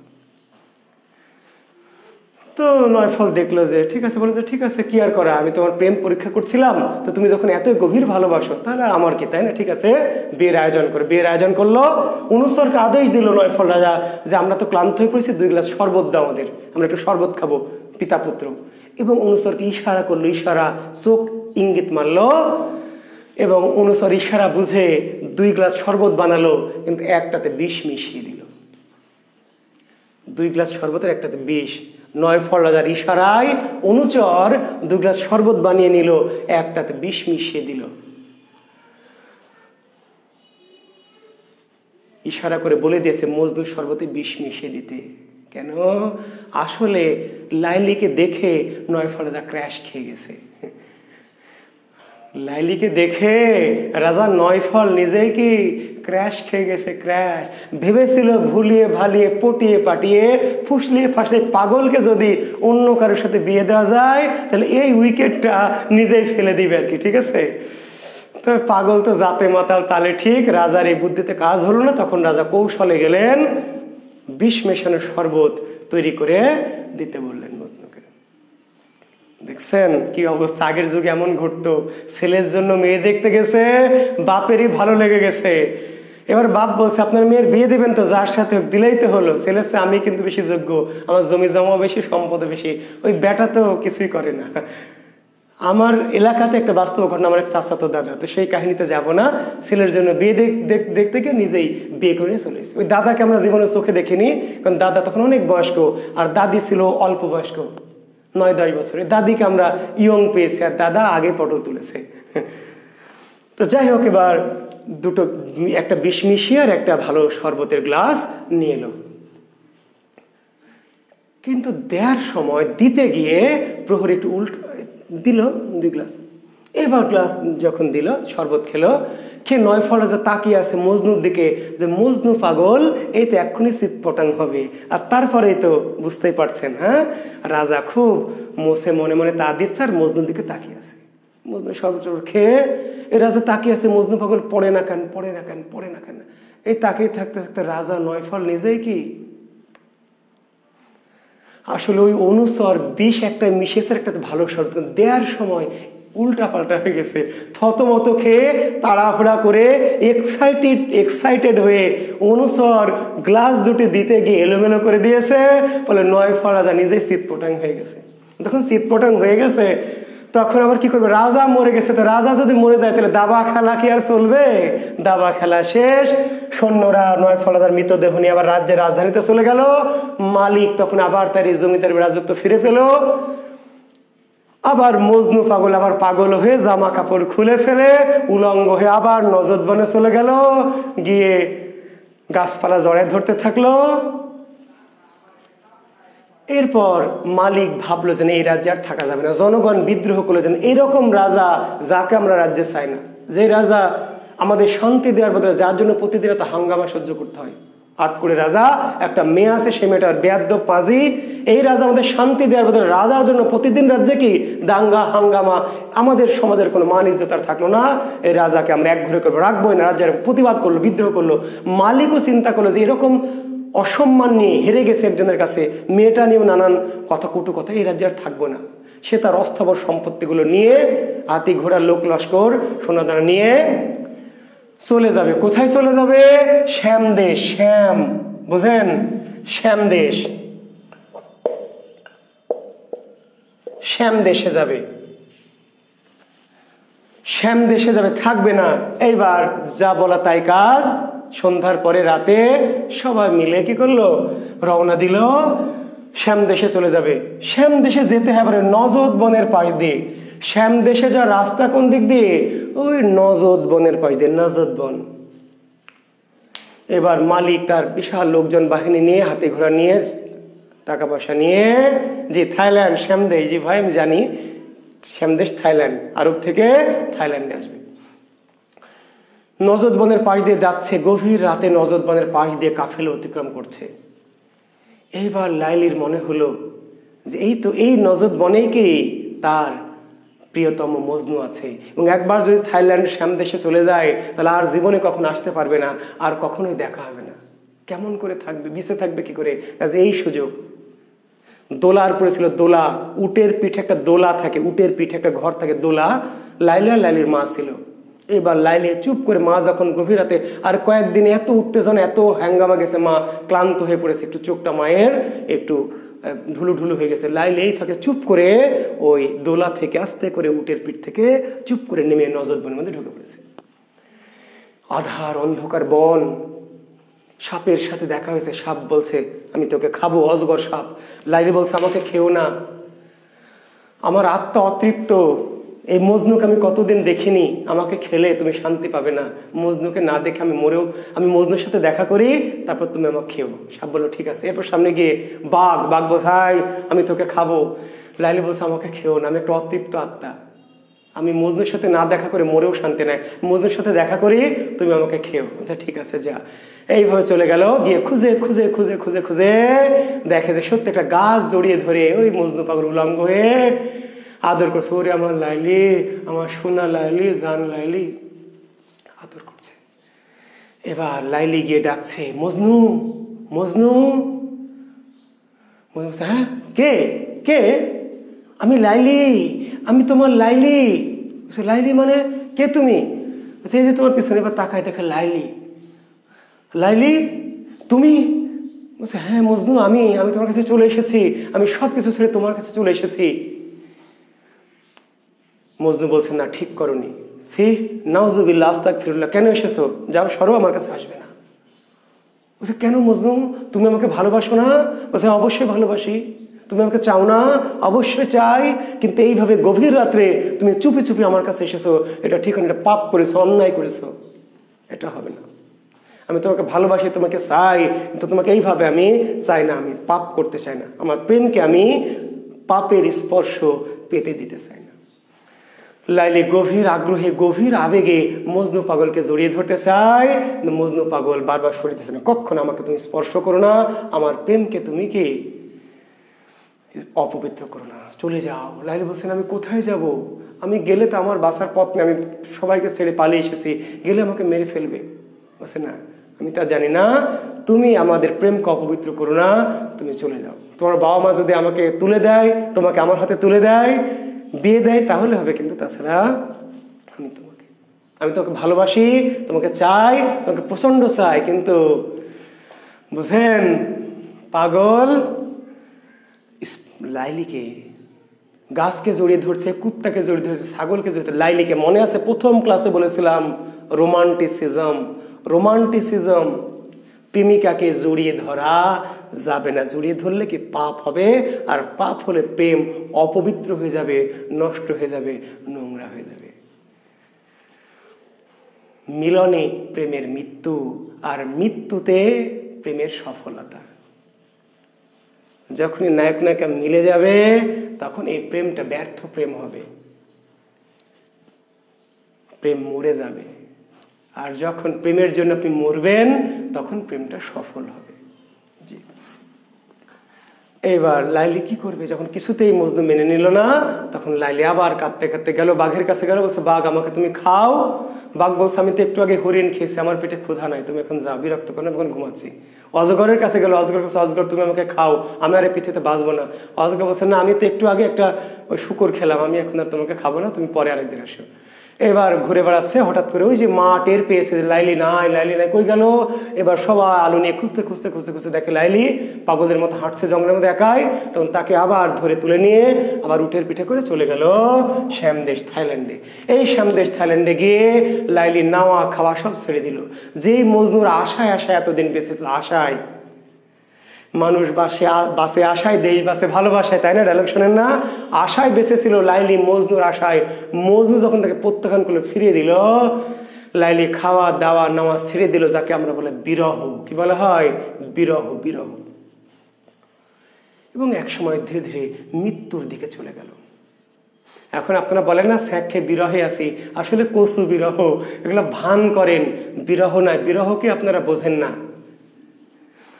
বুঝতে পারলেন?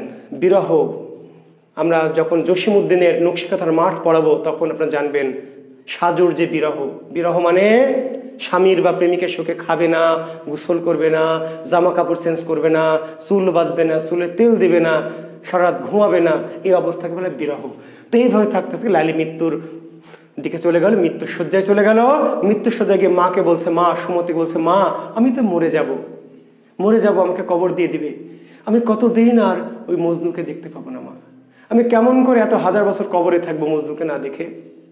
তুমি একটা কাজ করো না মা, আমি মরে গেলে মজনুকে একটু খবর দিও, যেন মজনু এসে আমার কবরের সামনে দাঁড়ায়, আমি একটু দেখবো কবর থেকে। আমি মজনুকে না দেখে এতদিন এত হাজার বছর কবরে আমি থাকতে কি পারবো না, আমার খুব কষ্ট হবে। মা তুমি আমার একটা শেষ অনুরোধ, মেয়ে হিসাবে আমি মরে গেলে তুমি মজনুকে আমার খবরটা একটু পাঠিও।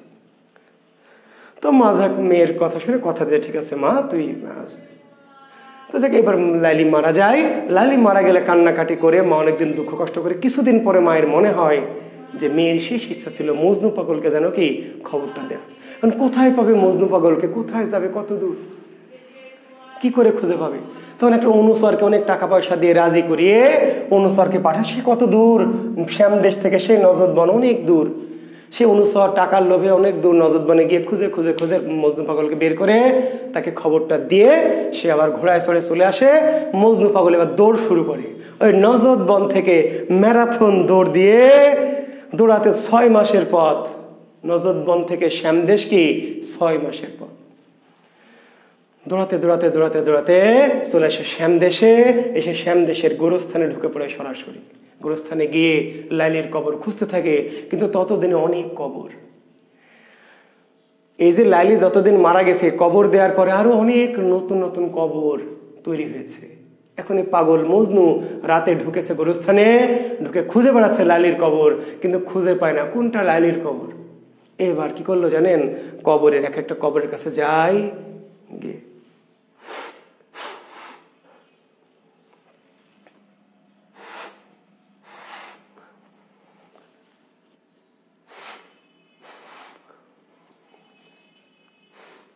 এক একটা কবরের কাছে যায় আর গন্ধ শুকে, গন্ধ গন্ধ গন্ধ শুকে। এইবার একটা কবরের কাছে গিয়ে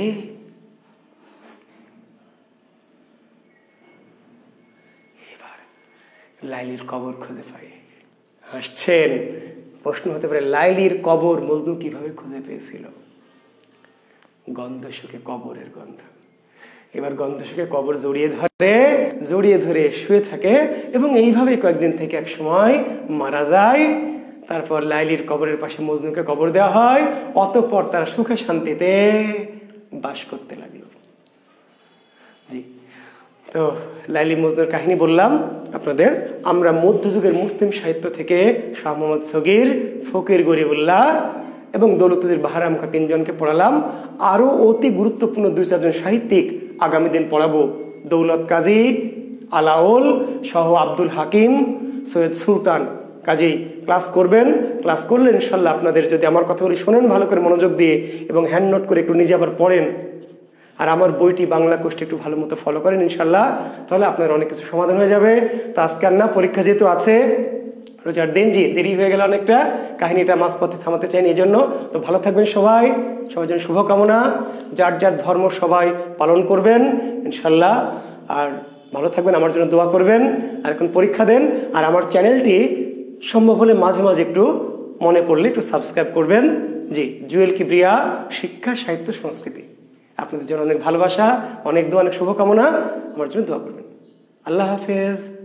পরীক্ষা দেবেন এখনই, আমি এখনই প্রশ্ন দিয়ে দেবো। জি, ধন্যবাদ। আল্লাহ হাফেজ।